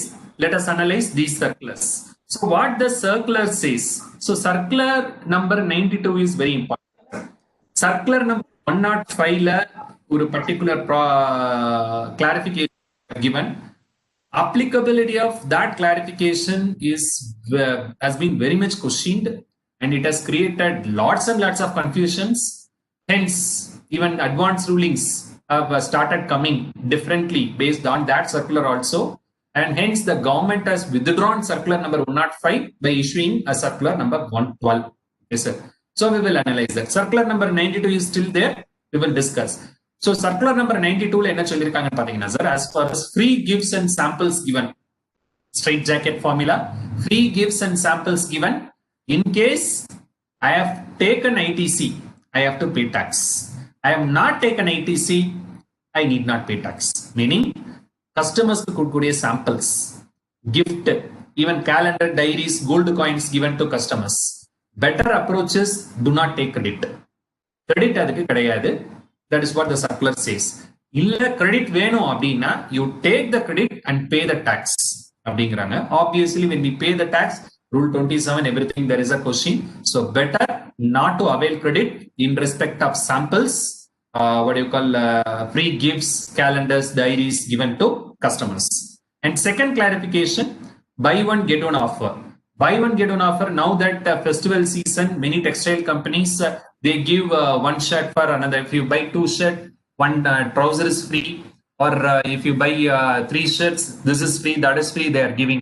So what the circular says is that in case of those gift free கொடுத்திருக்காங்க, ஒரு ஷர்ட் எடுத்தா இன்னொரு ஷர்ட் ஃப்ரீன்னு சொல்றாங்களே, ஸோ அப்போ அந்த ஷர்ட்டோட டிரான்சாக்ஷன் வேல்யூவையும் சேர்த்து எக்ஸ்ட்ரா டாக்ஸ் கட்டணுமா, அல்லது இந்த ஷர்ட்டுக்கு மட்டும் டாக்ஸ் கட்டினா போருமா அப்படிங்கிறதுக்கு simply they told you go and apply your composite supply mixed supply principal, and on the amount collected from the customer you pay tax. Very much you can take input tax credit. ஏன்னா இங்க நமக்கு என்ன confusion வருது sir, இப்ப 2 shirt எடுத்தா ஒரு shirt ஃப்ரீயா கொடுக்குறேன் அப்படிங்கிற பட்சத்துல அந்த ஒரு ஷர்ட் ஃப்ரீயா கொடுக்கறதுக்கு அப்ப நான் ஐடிசி ரிவர்ஸ் பண்ணணுமா, அல்லது அந்த ஃப்ரீயா கொடுக்கக்கூடிய ஷர்ட்டுக்கும் நான் டிரான்சாக்ஷன் வேல்யூவை போட்டு டாக்ஸை கட்டணுமா அப்படிங்கிற கொஸ்டின் நமக்கு வருது. So what the circular has clarified, in this world nothing is offered free. So ரெண்டு ஷர்ட் சேல் பண்ணி ஒரு ஷர்ட்டை நான் வந்து ஃப்ரீயா கொடுக்குறேன் அப்படின்னா 3 ஷர்ட்டுக்கு உண்டான கன்சிடரேஷனை தான் நான் வாங்குறேன்னு அர்த்தம். ஹென்ஸ் அந்த 3 ஷர்ட்டுக்கு உண்டான அந்த what ever the amount you collect from the customer you charge GST and close it அப்படின்ட்டாங்க. இன்கேஸ் ஷர்ட்டுக்கு பதிலாக நான் வேற ஏதாவது ப்ராடக்ட் கொடுக்குறேன், 2 ஷர்ட் வாங்கினீங்கன்னா ஒரு ஹேண்ட்பேக் ஃப்ரீயா கொடுக்குறேன். So in that case, what they have told, whether is it a composite supply or mixed supply? Obviously, it is a mixed supply. Handbag is no way connected to shirt. So in that case, what is the rate of tax for shirt? What is the rate of tax for handbag? Highest rate is to be applied for the entire combo. Meaning whatever the amount collected from the customer, you pay the tax. You need not reverse the input tax credit. You can very much go ahead and avail the credit in respect of handbag, which is given as free.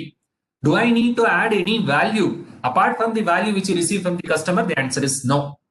What is the value you have fixed for the 2 shirts? Even if the handbag is given free, you can pay GST on the amount collected for the 2 shirts. On that, which rate of tax should I adopt?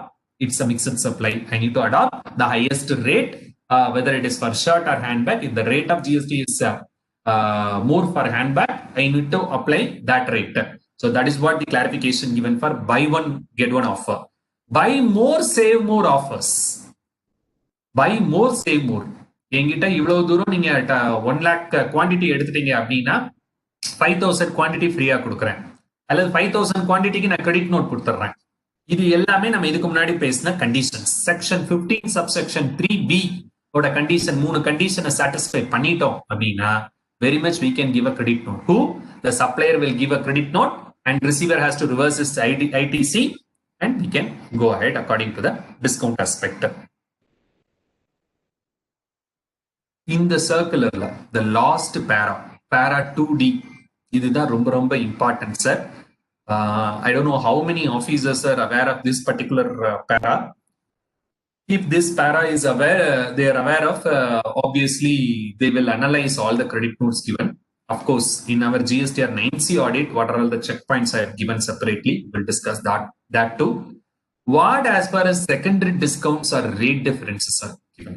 இப்போ நம்ம 990 1819 file பண்ணிட்டு இருப்போம் sir நம்ம கிளைண்ட்ஸ்க்கு. So 1819க்கு நம்ம 990 file பண்ணிட்டு இருக்கிறப்ப important aspect credit side discounts இருக்கும், discount received இருக்கும், பெர்ஃபார்மன்ஸ் இன்சென்டிவ் இருக்கும், ஆனுவல் இன்சென்டிவ் ரிசீவ்ட் இருக்கும், ரேட் டிஃபரன்ஸ் இருக்கும். இதெல்லாம் எப்படி நம்ம பண்றது? We will analyze that. இந்த பர்டிகுலர் பேரால சர்க்கிள்ல என்ன சொல்லியிருக்காங்கன்னு பாத்தீங்கன்னா, ஏன் ஒரு சப்ளையர் இருக்கிறாரு, 10 ரூபி per kgன்னு சொல்லி ஒரு ப்ராடக்ட பிக்கு சேல் பண்ணிட்டாரு. ஒரு 2 months கழிச்சு என்ன பண்றாரு அப்படின்னு பாத்தீங்கன்னா, பி வந்து பிரைஸ் நெகோசியேட் பண்ணி ரேட்டை குறைக்க சொல்றாரு. சோ ஏ ரேட்டை குறைக்கிறாரு. எவ்வளவு குறைக்கிறாரு? 1 ரூபி குறைக்கிறாரு. சோ ஓகே 9 rupees நம்ம வச்சுக்கலாம் பிரைஸ். நான் உங்களுக்கு 10 rupees போட்டிருக்கேன். So because you are asking me, I am reducing the rate to 9. So 1 rupee, I will give you a discount. So for these many number of quantities sold to you, I will give you a credit note for 1 rupee into that many number of quantities. What the circular says is that if price is negotiated like this, a secondary discount is given after this, it is not possible to avail the benefit of credit note. Meaning, supplier shall not give GST credit note. Credit note la or GST போட்டு A GST போட்டு credit note B க்கு கொடுக்க கூடாது. A GST போட்டு இவருக்கு output tax குறைக்க வேண்டாம், அவரு இன்புட் டாக்ஸ் குறைக்க வேண்டாம், விட்டுருங்க, இது வரவே வராதுன்றாங்க. This is very very important point discussed. So நம்ம அந்த பாயிண்ட் 15(3)B நான் சாட்டிஸ்ஃபை பண்ணணுமா, அங்கேயே போகாதீங்கன்னுட்டாங்க. As far as rate differences are concerned, you cannot give a GST credit note, but you can give a financial credit note. What is that financial credit note? Without charging GST, he will give a credit note. Suppose 10,000 rupees credit note கொடுக்கறாங்க அப்படின்னா 10,000 plus GST போடாம வெறும் 10,000 கொடுத்துருவாரு. அவரும் GST aspect touch பண்ணாம இன்கம்ல போட்டுறாரு, இவரும் GST aspect touch பண்ணாம இவரோட இன்கம் குறைச்சுக்க போறாரு supplier. So this is how it needs to be adhered அப்படின்னு இருக்காங்க. Let us analyze the law. Section 34. சரி சார், இதை ப்ராக்டிகலா சர்க்குலர்ல சொல்லிட்டாங்க. ஓகே, நான் எப்படி செக்ஷன் படி இதை பாக்குறது? I think section 34 I have not given. So okay, what section 34 says is that section 34 says for 3 things, that is for 3 situations I can give a credit note. In section 34(1), what it says is that 3 situation, 3 situationல நான் credit note கொடுக்கலாம் sir. அது என்ன 3 situation அப்படின்னு பார்த்தோம்னா, situation number 1, sales return. Sales returnக்கு நான் credit note கொடுக்கலாம். Situation number 2, deficiency in provision of goods services. Defective goods அல்லது defective services நான் பண்ணிட்டேன் அப்படின்னா அதுக்கு நான் என்ன பண்ணலாம் sir? I can what do you call give credit note. Third important thing is that if I have put erroneous taxable value or tax in my original invoice, original இன்வாய்ஸ்ல தவறுதலா taxable வேல்யூவையோ டாக்ஸோ நான் போட்டுட்டேன் அப்படின்னா அதுக்கும் கிரெடிட் நோட் கொடுக்கலாங்கிறாங்க. இப்ப இந்த 3 ஆஸ்பெக்டுக்கு நான் credit note கொடுக்கலாம் செக்ஷன் 34 படி. ஸோ இந்த டிரான்சாக்ஷனை நான் ஸ்ட்ரக்சர் பண்ணணும்னு நினைச்சேன்னா நான் எப்படி ஸ்ட்ரக்சர் பண்ணலாம் சார்? சார், என்னோட பர்ச்சேஸ் ஆர்டர் படியே இந்த அமௌண்ட் 9 rupees சொன்னா முடிஞ்சு போச்சு. In my purchase order itself, the price agreed is 9, but wrongly I have charged 10 rupees for this dealer. So hence I am giving a credit note. Now officer cannot say anything. That's what our understanding. If PO amendment போட்டோம், amendment PO போட்டோம்னா கூட question வர வாய்ப்பு இருக்கு. But in the original PO itself is the price agreed is 9 rupees per kg, means it cannot be questioned. So using 34 shelter can be taken is my opinion. But the circular says as far as rate differences are concerned, it's not possible to go for credit note with GST. Is this thing. So now GST audit checkpoint நம்ம என்னெல்லாம் பார்க்கணும் sir? When we finalize our 99C file பண்றப்ப என்னென்ன check points பார்க்கணும்? ஒரு selling dealer ஒரு seller credit note கொடுத்திருந்தார் அப்படிங்கிறப்ப obviously we'll have to analyze all the credit notes issued. We'll have to call for credit note register and we'll have to ask for the reason for those credit notes. Obviously from tally we can take out all the credit notes given and in the narration we can very much see and how it can be scrutinized whether இப்ப GST credit notes கொடுத்திருக்காங்க அப்படின்னா whether the condition stipulated in section 15(3) is satisfied. If it is not satisfied, then obviously the amount of tax which is reduced from the output tax is against the provisions of law, which may call for an additional tax liability. That is very important. As far as debtors accounts are concerned, it may so happen that instead of giving credit note through journal voucher, they may pass, instead of passing a credit note, in 3B they will reduce the credit note. But in GSTR1, they may not show, or under B2C column, they will just like that show and finish off. Whether those kinds of things have happened or not, we'll have to verify. So credit entries in debtors account other than payment entries passed through journal voucher, we'll have to verify. And buying dealer, நம்ம பார்க்கக்கூடிய audit ஒரு பையருக்கு இங்கன்னா ரொம்ப risk இருக்கு sir. Credit சைடுல என்ன மாதிரி நேச்சர்ல taxable income தவிர நம்ம 9C table 5 table 6 table 7 table 8 இந்த 2 டேபிள் 2 ரீசன் டேபிள் இதை நம்ம ரெக்கன்சைல் பண்றப்ப இந்த பர்டிகுலர் ஆஸ்பெக்ட் அதர் இன்கம்ல டிஸ்கவுண்ட் ரிசீவ்ட் அப்படிங்கறத நம்ம எப்படி டீல் பண்ண போறோம்? First of all, discount received, when we ask for the documents, most of the clients do not have any document as such. So, நமக்கு இருக்கக்கூடிய ஒரே டாக்குமெண்ட் ரெஃபரன்ஸ் என்னன்னு பார்த்தோம்னா 2A ல வரக்கூடிய ஆட்டோ பாப்புலேட்டட் என்ட்ரிஸ். அதையும் இவங்க 3B ல கழிச்சிருக்க ஃபிகரும் கரெக்டா இருக்காங்கிறத நம்ம வெரிஃபை பண்ணணும். Document credit note issued by the suppliers. இவங்க ITC ரிவர்ஸ் பண்ணியிருந்தாங்க அப்படின்னா we can very much save them. In case it is a financial credit note, supplier has given a financial credit note. Financial credit note கொடுத்தனா financial credit noteல they have not have mentioned GST.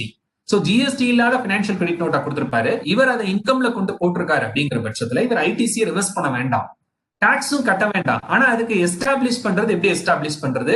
Unless financial credit notes are available in their hand, it is not possible. GST audit வருது 2 years 3 years கழிச்சு வருவாங்க sir. So அப்ப வர்றப்ப பாத்தீங்க அப்படின்னா the absence of financial credit note or any document will make the officer to demand tax on those discount received or incentives received. Without establishing those discount through proper documentation, it is not possible for us to establish before the officer concerned to substantiate that it is a financial credit note. So these kinds have to be verified before we finalize 9 and 9C audit. So these are the points I wanted to discuss on discounts. On this discount, if any queries are there, you can stop me at any point of time and we can discuss. And the next issue is inclusion of TCS on the taxable value. Now that 206C1H has come in Income Tax Act, GST 10 lakhs ஒருத்தருக்கு goods நான் sale பண்ணிருக்கேன்.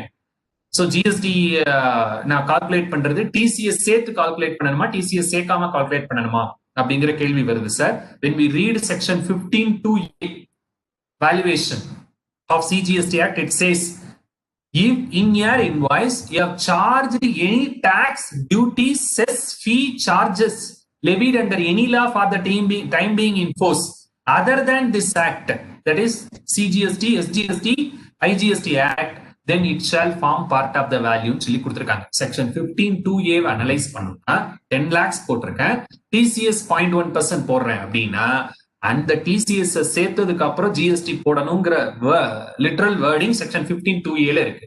There was a circular. They have given a circular dated number 76/50/2008.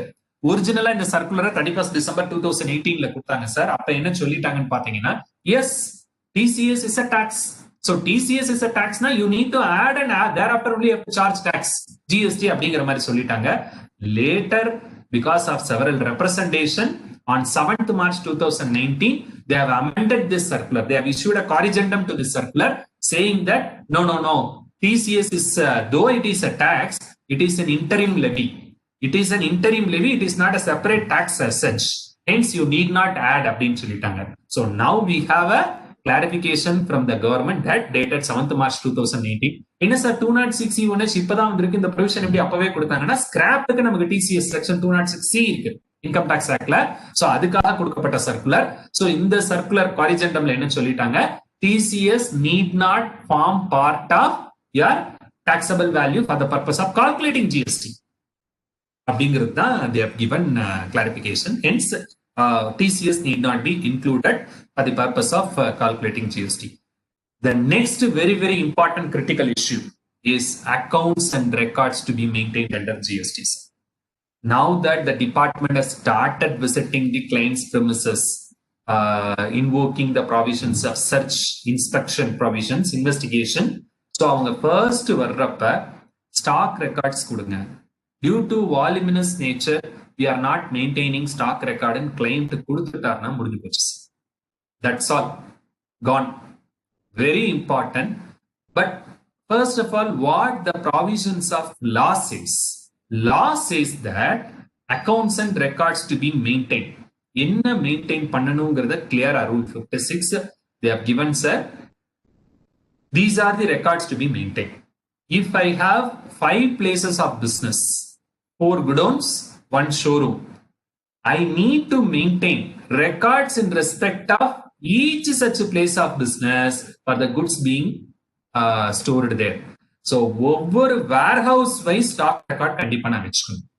Each இப்ப 5 showroom வச்சிருக்கேன் இந்த சிட்டில, 5 ஷோரூம்லயும் அந்தந்த ஷோரூமோட கணக்கை நாங்க வச்சுக்கணும். என்ன கணக்கு வச்சுக்கணும் sir? Records relating to manufacture of goods, say inward, that is sales, purchase, stock, ITC availed, output tax, advance received. As far as ITC availed, output tax, advance received, idellame our tally will take care. The only thing is that stock record. Stock record எப்படி இருக்கணும்? The wordings of the section is very clear. It must contain opening balance plus purchase. Day wise purchase என்ன, அன்னைக்கு என்ன quantity manufacture பண்ணிருக்கீங்க, அன்னைக்கு clearance என்ன, sales என்ன, what is the goods lost, sample என்ன, gift என்ன, or waste generated என்ன, closing balance of raw material, finished goods, scrap. This must be maintained. So இது இல்ல அப்படிங்கிற பட்சத்துல டிபார்ட்மெண்ட் அடாப்ட் பண்ணக்கூடிய ஸ்ட்ராட்டஜி, க்ளோசிங் ஸ்டாக் கரெக்டா இல்லையா. ஒன்ஸ் ஸ்டாக் ரெக்கார்ட் இல்லைன்னு சொல்லிட்டோம்னா they will go back. இப்ப ஸ்டாக் ரெக்கார்ட் இருந்துச்சுன்னா their approach will be different. Stock record இல்ல அப்படின்னா their approach will be different. We will see how do they go ahead. First stock record இல்லைன்னு சொல்லிட்டா 31st March 2000 suppose அவங்க இப்ப இன்வெஸ்டிகேஷனோ ஆடிட்டோ ஜனவரி 2021 வராங்க. 31st March 2020 IT ரெக்கார்ட்ல என்ன க்ளோசிங் ஸ்டாக் காமிச்சிருக்கும். So that is the opening stock for April. April 20 இருந்து இப்ப வரைக்கும் what is the purchase? April 20 இருந்து இப்ப வரைக்கும் what is the sales? இந்த சேல்ஸ்ல இருந்து லாஸ்ட் இயர் நம்ம இன்கம் டாக்ஸ் ரிட்டர்ன்ல காமிச்ச ஜிபிஏ they are reducing. அப்ப காஸ்ட் ஆஃப் சேல்ஸ் நமக்கு கிடைக்கும். Opening stock as on 1st April plus purchases during the year minus cost of sales. என்ன க்ளோசிங் ஸ்டாக் இருக்கு? அந்த க்ளோசிங் ஸ்டாக்க பிசிக்கல் க்ளோசிங் ஸ்டாக்கோட they verify, cross verify. Sir physical ஸ்டாக்ல verify பண்றாங்களா சார்? கண்டிப்பா பண்றாங்க sir. They are taking stock. சரி சார், எங்கிட்ட வால்யூமினஸா இருக்கு, அவங்க எப்படி பார்க்க போறாங்க? தே நோ, அவங்களோட ஆடிட் இன்ஸ்ட்ரக்ஷன் பாருங்க sir. They know ABC analysis படி பெரிய item n number of stock constituting major value. எங்கிட்ட இருக்கக்கூடிய 1 லட்சம் ஐட்டத்துல டாப் 100 ஐட்டம் எடுத்தோம்னா எவ்வளவு பெர்சன்டேஜ் வருது? So they go for that. They verify, they count the stock and based on industry, textile industry, சில இண்டஸ்ட்ரிக்கு ஸ்டாக் கவுண்ட் பண்றது ரொம்ப ரொம்ப ஈஸி நமக்கு. So physical stock எடுத்து அதுக்கு லேட்டஸ்ட் பர்ச்சேஸ் ரேட் அப்ளை பண்ணி they have adopted the closing stock value. Closing stock physical stock எவ்வளவு இருக்கு? இப்ப நான் சொன்ன formula, what is that formula sir? Opening stock plus purchases minus cost of sales. Cost of salesக்கு last year income tax ரிட்டர்ன்ல என்ன GP காமிச்சிருக்குமோ அந்த ஜிபியை கழிச்சுக்கிறாங்க. சோ க்ளோசிங் ரெண்டுக்கும் டிஃபரன்ஸ் என்ன? அந்த கால்குலேட்டட் க்ளோசிங் ஸ்டாக்கும் பிசிக்கலி அவைலபிள் க்ளோசிங் ஸ்டாக் எக்ஸஸா இருக்கு. எக்ஸாம்பிள் 50 lakhs எனக்கு calculated closing stock, physically available closing stock 80 lakhs இருக்கு. So what do they conclude? 30 lakhs எக்ஸஸா இருக்கு. That is not supported by any document. So this 30 lakh is suppressed sales. நீங்க number 2 sales பண்ணிருக்கீங்க, அன்அக்கவுண்டட். Suppose ஷார்ட்டா இருக்கு, 50 லட்சம் closing stock நான் calculate பண்ணிருக்கேன், 40 lakhs தான் க்ளோசிங் ஸ்டாக் இருக்கு. அப்ப 10 lakhsக்கு ஸ்டாக் இல்ல, இருந்திருக்கணும், நம்பர் 2 சேல்ஸ் பண்ணிருக்கீங்க. எக்ஸஸ்னாலும் சப்ரஷன், ஷார்ட்னாலும் சப்ரஷன். இத நிஜமாவே பண்ணிருக்காங்க sir. We have filed an appeal last month. Tomorrow is the hearing. I'm going to the sales tax department, state GST department. They have levied tax for the difference. ஒரு part of the stock மைனஸ்ல இருக்கு, ஒரு part of the stock க்ளோஸ்ல இருக்கு. மைனஸையும் பிளஸையும் absolute லெவல்ல total பண்ணி they are levying tax. So very very important, stock record maintain பண்ணலேனா. Stock record maintain பண்றோம் அப்படின்னு சொன்னா what is your book stock? they are asking for the book stock. Book ஸ்டாக்கையும் physical ஸ்டாக்கையும் verify பண்ணி difference என்ன, so difference எக்ஸஸா ஷார்ட்டா அப்படிங்கறத வச்சு they are going ahead. Very very important sir, at the time of inspection. Your section 35 subsection 6, when you read this section, it empowers the officer wherever stock is available which is not substantiated by any document, he can very much demand tax on those excess items as suppressed sales. That is what section 6, right sir. Manufacturer பொறுத்தளவுக்கு he has to maintain நம்ம எக்ஸைஸ்ல daily stock account மாதிரி இங்க monthly production account வச்சுக்க சொல்றாங்க sir. That is very important. Fine. Is it necessary for us to verify the stock records maintained by the registered person in our 9C audit? 9C auditல நம்ம இத பத்தி சொல்லணுமா sir? Should we report about this stock maintenance? இல்ல அவர் stock சரியா வெச்சுக்கல, match ஆகல அப்படிங்கறத நம்ம சொல்லணுமா? Do we need to report in our 9C? Members may give their views in chat box. Possible. Is it necessary to verify the stock records maintained by the registered person in our 9C audit? Fine, sir. Actually, it is very much necessary for us. When you read para 2 of 9C certification, it reads as, we report that the said registered person has maintained the books of accounts, records and documents as required by CGST Act, SGST Act, and the rules and notification made or issued thereunder. This is the exact wordings of para 2 of 9C certification. So stock records பத்தி நம்மளும் comment பண்ணணும் sir. அதுல clean report கொடுத்துட்டோம் அப்படின்னா it is a risky proposition. So என்ன stock என்ன நம்ம tax ஆடிட்டுக்கு qualify பண்றோமோ அதே மாதிரி குவாலிஃபிகேஷன் இங்கேயும் கொடுக்கிறது it is very very mandatory for us. So that's what as far as I wanted to place my views on issue number 3, accounts and records to be maintained under GST. Next issue is job work. As far as job work is concerned, what should I do? We will read this case.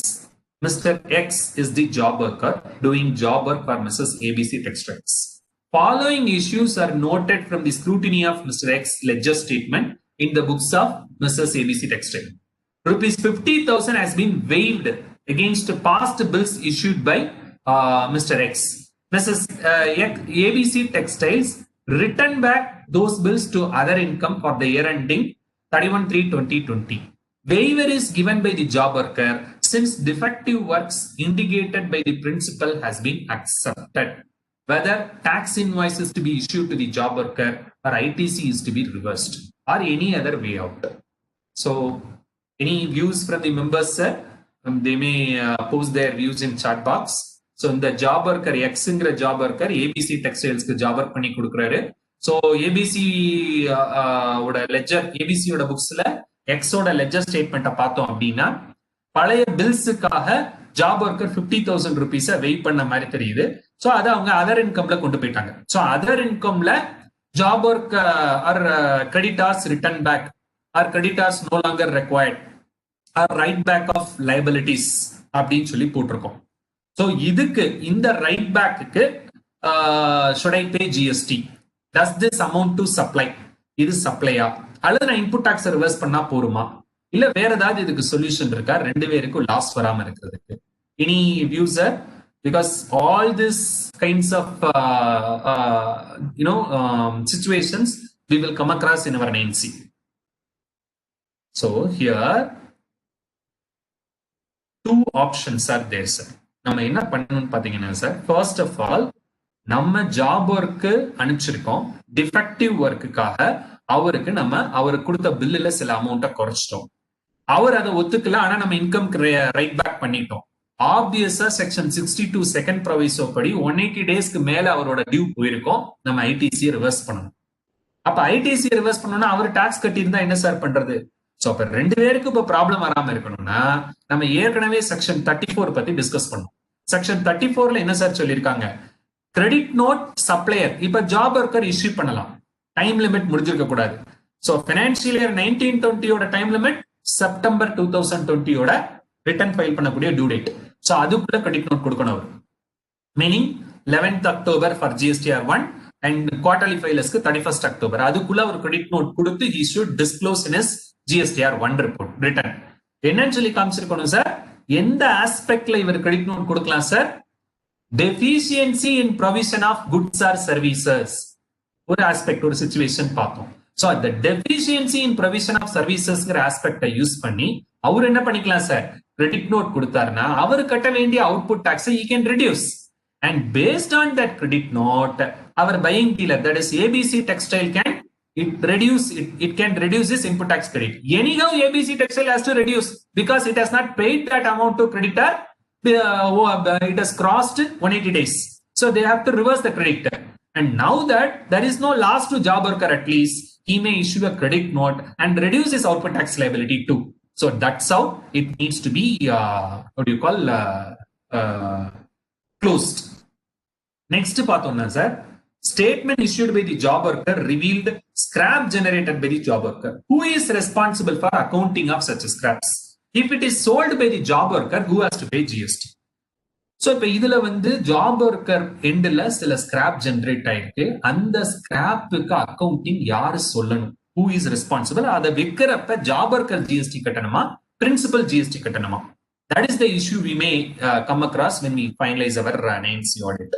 So when we read section 143, section 143 says, 143 subsection 5 says, any waste and scrap generated during the job work may be supplied by the job worker directly from his place of business on payment of tax if such a job worker is registered, or by the principal if the job worker is not registered. So very very important, job worker RC வச்சிருக்கிறவரா வச்சிருக்கலையா? So job worker RC வச்சிருந்தாருன்னா அவரே GST invoice கொடுத்து அதை clear பண்ணிடலாம். Job ஒர்க்கர்ட்ட RC இல்லாட்டி ரொம்ப ரொம்ப important sir, input output ratio நம்ம கரெக்டா பார்க்கணும். Even in our 9C audit 9C check point பார்த்தோம் அப்படின்னா, ஸ்டாக் என்னென்ன டாக்குமெண்ட் வாங்கணும் அப்படின்னு பார்த்தோம்னா, stock held with job worker. இப்ப நம்ம 1819 ஆடிட் பார்த்துட்டு இருக்கோம் அப்படின்னா 31/3/19 இன்னைக்கு நம்மோட ஸ்டாக் ஜாப் ஒர்க்கர்ட்ட எவ்வளவு இருக்குங்கிற ஸ்டேட்மெண்ட்டை வாங்கணும் சார் கிளைண்ட் கிட்ட. சோ அதுல that statement should specifically contain date of dispatch, challan date, principal job work என்ன டேட்ல அனுப்பிச்சிருக்காரு. சோ அது 1 இயருக்கு மேல இன்புட்டா இருந்தா, 3 இயர்ஸ்க்கு மேல கேபிட்டல் குட்ஸ், அப்கோர்ஸ் கேபிட்டல் குட்ஸ்க்கு நமக்கு 1819 டைம் வந்திருக்காது, ஆனா இன்புட்டுக்கு வந்திருக்கலாம் சார். சோ இன்புட்டை பொறுத்த அளவுக்கு 1 இயருக்கு மேல ஸ்டாக் அவர் வச்சுட்டு இருந்தாருன்னா that is a deemed supply. So in our 9C audit, if the job worker statement has input sent by the principals more than 1 year, then we need to suggest additional tax liability. This department பார்க்கலாம் sir. Sir இந்த அளவு department போய் பார்க்கலாங்களா? They have in their audit checklist, these points are available. When you get audit checklist from the central department, அவங்களோட audit manual பாத்தீங்கன்னா these points are available, very much available. So அவங்களுக்கு job work ஸ்டேட்மெண்ட்டை வாங்கி 1 year age old stock இருக்கா இல்லையான்றத பார்த்து சொல்லுவாங்க. Next அடிஷனலா tool holding certificate நம்ம statutory ஆடிட்டுக்கே பார்ப்போம். 31(3) பிக்ஸட் அசெட்ஸ் நம்ம existence as a statutory auditor we will verify the assertion of existence for fixed assets. So fixed assets with the third parties, job worker கையில இருக்கக்கூடிய tools, நம்மளோட tool job worker கையில இருக்கலாம், tool holding certificate வாங்குவோம். அந்த tool holding சர்டிபிகேட்ல எவ்வளவு capital goods அவங்க confirm பண்ணல, அவங்க இல்லங்கிறாங்க, ஆனா நம்ம கிளையன்ட் கேட்டா எல்லாம் கொடுத்துருக்கோங்கிறாரு. சோ பிக்ஸட் அசெட் ரெஜிஸ்டர்ல அசெட் இருக்கு, டூல்ஸ் இருக்கு, ஆனா ஜாப் ஒர்க்கர் இல்லங்கிறாரு. So obviously that stock is not with us, no longer with us. It needs the write off, it needs to be, ITC needs to be reversed. So that is one important point. Job work ledger பொறுத்தளவுக்கு job ஒர்க்கோட அவரோட particular statement GL பார்த்து what are all the debits other than payments. So job worker is a creditor for us, it is a supplier for us, supplier of job work service. When we scrutinize his job work ledger, we'll have to specifically scrutinize his debits. On the debits, we will eliminate all the payment entries. What are all the debits other than payment entries? It can relate to short receipt of goods. In that short receipt of goods are defective work. இப்ப நம்ம பேசின defective work இருக்கலாம். So defective work short ரெசிப்ட்னாலயோ நம்ம job ஒர்க்கரை debit பண்ணிருந்தோம்னா Obviously, he has to reverse the input tax credit. Has he reversed the input tax credit? Very, very important, sir. Next important point. What is the procedure adopted for transfer of material, dispatch of material from the principal to job worker? Are they really raising challans? ITC 04 file பண்றாங்களா? இந்த challans அதுல reflect ஆயிருக்கா? அல்லது challane இல்லாம returnable gate passல போய்கிட்டு இருக்கா? So these are the aspects as an INC checkpoint we need to say. So these are the job work, but chairman has specifically asked for compensation paid to this principal for defective work by the job worker. The GST treatment is that the principal has to reverse the input tax credit. Job worker may raise a credit note provided section 16 for time limit is not expired. He can reduce his output tax, sir, is the solution. So these are the points with respect to job work, sir. And cost of goods sold. Job work ங்கிறப்ப இந்த பாயிண்டை நம்ம 9C பார்க்கணுங்கிறதுக்காக ஸ்பெசிஃபிக்கா போட்டிருக்கேன். நம்ம ledger analyse பண்றப்ப சிஓஜிஎஸ் அக்கௌண்ட்டை கம்பல்சரியா நம்ம செக் பண்ணணும் சார். ஏன்னா சிஓஜிஎஸ் அக்கௌண்ட்ல என்னெல்லாம் இருக்க வாய்ப்பு இருக்கு சார்? ரைட் ஆஃப் ஸ்டாக், நம்ம பிசிக்கல் ஸ்டாக் வெரிஃபிகேஷன்ல ஷார்டேஜ் எதுவும் இருந்துச்சுன்னா அந்த ஸ்டாக்கை சிஓஜிஎஸ் அக்கௌண்ட்ல ரைட் ஆஃப் பண்ணிருக்கலாம். Cycle count procedure. Electronic industries, chemical industries, they will have a cycle count procedure. Every month they will verify portion of raw material. In a period of 6 months, they will cover the entire group of raw materials. And the cycle count procedure la shortage of stock இருந்தது COGS account la park பண்ணுவாங்க. அதுக்கு ITC reverse பண்ணிருக்காங்களா? Defective stocks returned by the customers. Write off பண்ணிருக்காங்களா இல்லையா? Imported stock. Goods import பண்ணியாச்சு. So poor quality திரும்ப போய் உங்களுக்கு export பண்ண முடியாது, இது வேஸ்ட்னு சொல்லி ரைட் ஆஃப் பண்ணிருக்காங்க. இந்த மாதிரி ரைட் ஆஃப்ஸ் எல்லாத்துக்கும் ஐடிசி ரிவர்ஸ் பண்ணிருக்காங்களா? சோ அப்படிங்கறத பார்க்கணும் sir. So that is the point as far as job work is concerned I wanted to discuss with the members. Issue number 5 is issues under rule 42 and 43. So நம்ம எல்லாருக்கும் தெரியும் exempted supply, taxable supply இருக்கிற பட்சத்துல common input tax credit நம்ம reverse பண்ணணும் அப்படின்ட்டு. So ஜெனரலா நம்ம exempted supply அப்படிங்கிறப்ப notification number 2/2017, notification goods பொறுத்தளவுக்கு 2/2017, service பொறுத்தளவுக்கு 12/2017. இது போக வேற என்ன exempted வர வாய்ப்பு இருக்கு சார்? நான் I may be a GTA, I could be a GTA, I may be a trust, I would have received a lot of sponsorship. ஸ்பான்சர்ஷிப்புக்கு அவங்களே ரிவர்ஸ் சார்ஜ்ல பே பண்ணிருக்கலாம். So supplies which are coming under reverse charge. So இதுவும் exempted supply தான். இந்த exempted suppliesக்கு நான் common credit reverse பண்ணணும். Those input tax which are specifically attributable to exempted supply I will reverse. இதெல்லாம் நமக்கு தெரிஞ்ச points. Apart from this exempt supply, எதெல்லாம் exempt supply for the purpose of common credit அப்படின்னு பார்த்தோம்னா, so இங்க சொல்லி இருக்கக்கூடிய எல்லாமே exempt supply தான் sir. Exempt supplies narrated sale of securities, general profit on sale of mutual funds, profit on sale of shares, other incomeல இருக்கிற பட்சத்துல common credit reverse பண்ணிருக்காங்களா? Rule 44 explanation படி sale of securities ஓட 1% வேல்யூவை எடுத்து அந்த 1% வேல்யூவை exempted supply கன்சிடர் பண்ணி taxable supply எடுத்து common input tax credit compute பண்ணி நம்ம ரிவர்ஸ் பண்ணணும் sir. sale of securities. Interest on fixed deposit நான் எடுத்துக்கணுமா சார் exempt supplyக்கு? No. The answer is no. For the year 17-18 எடுத்துக்கணும். From the year 18-19 it is not necessary because up to 24th January 2018 interest on fixed deposit was considered as exempt supply for the purpose of rule 42. But from 24th January 2018 the government has amended rule 40 to exclude section 17 to exclude interest on fixed deposit not be considered as exempt supply for common credit reversal. In the exempted supplies, MES scripts that is exempted, அதுக்கு common credit reverse பண்ணணும் sir. Sale of land and building, business assets, sale of power to TNEB, Tangetco, IC sales பொறுத்தளவுக்கு we need not consider as exempted supply because specific amendment has come. It need not be considered. It shall not form part because it is coming under schedule 3. Schedule 3 items except sale of land and building, other items need not be considered ங்கற ஒரு clarificatory amendment கொடுத்துட்டாங்க. அதனால எடுத்துக்க வேண்டாம். So இந்த லிஸ்ட்ல நம்ம எடுத்துக்க தேவையில்லாதது exempt supply for the purpose of common credit, interest on fixed deposit, IC sales. Other than this all need to be considered. இப்ப நெக்ஸ்ட் சார் இவ்வளவு தூரம் நீங்க exempt supplyல sale of securities, reverse charge, land and building சொல்றீங்க. Common credit நான் போட்டா ஒண்ணுமே வரப்போறது இல்லையே சார், ரொம்ப கம்மியா தானே இருக்கும் அப்படின்னு பார்த்தோம்னா நம்ம பார்க்கக்கூடிய காமன் கிரெடிட் ஒரு கிளைண்ட்டுக்கு இது எல்லாமே காமன் கிரெடிட் தான் சார். ஆபீஸ்ல யூஸ் பண்ணக்கூடிய அத்தனை ஐட்டம்ஸும். இப்போ ஒரு பெரிய கம்பெனி 50 crores டர்ன் ஓவர் பண்ணக்கூடிய கம்பெனிக்கு கார்பரேட் ஆஃபீஸ் தனியா இருக்கு. கார்பரேட் ஆபீஸ்ல யூஸ் பண்ணக்கூடிய 90% ஆஃப் தி இன்புட் எல்லாமே காமன் கிரெடிட் தான் சார். சோ அதை நம்ம காமன் கிரெடிட்டுக்கு யூஸ் பண்ணி டாக்ஸபிள் சப்ளை, எக்ஸாம் சப்ளை போட்டு we need to reverse.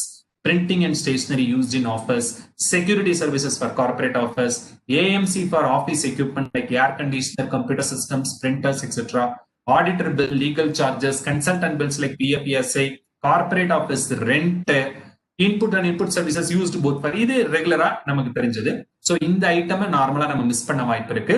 So இது எல்லாத்தையும் எடுத்துட்டு we need to reverse the input tax credit, considering this as a common input tax credit. As far as capital goods are concerned, இங்க எப்படி AMC சொல்றோமோ இந்த அசட்டையே வாங்குற பட்சத்துல purchase of air conditioners, computer systems, printers, இந்த மாதிரி ஐட்டத்துக்கு we have to consider for common input tax credit. So this is all with regard to issue number 5, sir. Issue number 6, creditors. இப்ப generally we are seeing from the audit taken by central department and for the investigation wing of the state department, they go for investigation. மதுரையில எல்லாம் பாத்தீங்கன்னா நிறைய cases எடுத்திருக்காங்க sir. So எடுத்த இன்வெஸ்டிகேஷன்ல அவங்க பார்க்கக்கூடிய one of the point இந்த point creditors மோர் தேன் 180 days. இதெல்லாம் அவங்க பார்ப்பாங்களா நாங்க முன்னாடி நினைச்சிட்டு இருந்தோம் 1780 அப்ப. பட் ஸ்பெசிபிக்கா இந்த ஒரு பாயிண்ட் அவங்க கொடுக்கக்கூடிய நோட்டீசஸ்ல இருக்கு. இது எப்படி சார் பிராக்டிகலா பார்க்க முடியும்? நம்ம 9C பாக்குறப்பயே எப்படி பார்க்க முடியும்? ஒவ்வொரு சப்ளையர் வைஸா ஒவ்வொரு டே வைஸா பாக்குறது கஷ்டம். ஆனா we'll have to, in tally it is very much easily extractable. Total creditor list from 1/10/2019 ல இருந்து 31/3. For example 1920 இப்ப tax audit பாக்குற சமயத்திலே பாத்தீங்கன்னா அக்டோபர் 2019 ல இருந்து 31/3/20 யோட creditors லிஸ்ட வாங்கிப்போம் சார். டாலில நம்ம ஈஸியா எடுத்துடலாம். சப்ளையர் வைஸ் லிஸ்ட் எடுத்துக்கிறோம். எப்படி எடுத்துக்கிறோம்? இந்த ஃபார்மட்ல எடுத்துக்கிறோம் சார். 110 அன்னைக்கு OB என்ன? What is the OB as on 1st October 2019? What is the payment made for this 6 months? What is the credit? This credit represents purchases made from the inward supplies made from the creditors. And what is the closing balance? What procedure will I adopt? Reduce all debits from opening balance. Debit is payment. Opening balance is payable as on 1st October. So when I reduce payments made from opening balance, those creditors with negative balances, for example, for a particular creditor, opening balance is 50,000, payment made is 30,000, meaning 20,000 from opening itself is not yet paid. So opening balance la irukkudiya 50,000 அவர் இன்னும் கட்டாம இருக்கிறார். Check whether this 20,000 is paid in financial year 2021. 2021ல அவங்க பே பண்ணிருந்தாங்கன்னா இதுவரைக்கும் இன்னும் பே பண்ணல. 2021ல இப்ப வரைக்கும் பே பண்ணலைன்னா the credit needs a reversal. Input tax credit need to be reversed. It has been paid in 2021, then interest needs to be paid. So இங்க பொறுத்தளவுக்கு இன்ட்ரெஸ்டோட reverse பண்ணணும். அவங்க பேமெண்ட் பண்ணியிருந்தாங்கன்னா பேமெண்ட் பண்ண டேட் வரைக்கும் இன்ட்ரெஸ்ட் பே பண்ணணும். So this is very very important. Normally we may miss in our 9C audit, and department also calls for aging schedule of creditors, and they will specifically see this more than 180 days creditor list. So this is very important in our 9C audit. So next important aspect. Sir, 1 second, sir. In mixed supply, sir. Speaker, sir. Yes, sir. சொல்லுங்க sir. Doubt கேட்கலாங்களா? Please sir. Sir இந்த 180 days payment இருக்குல்லங்க sir.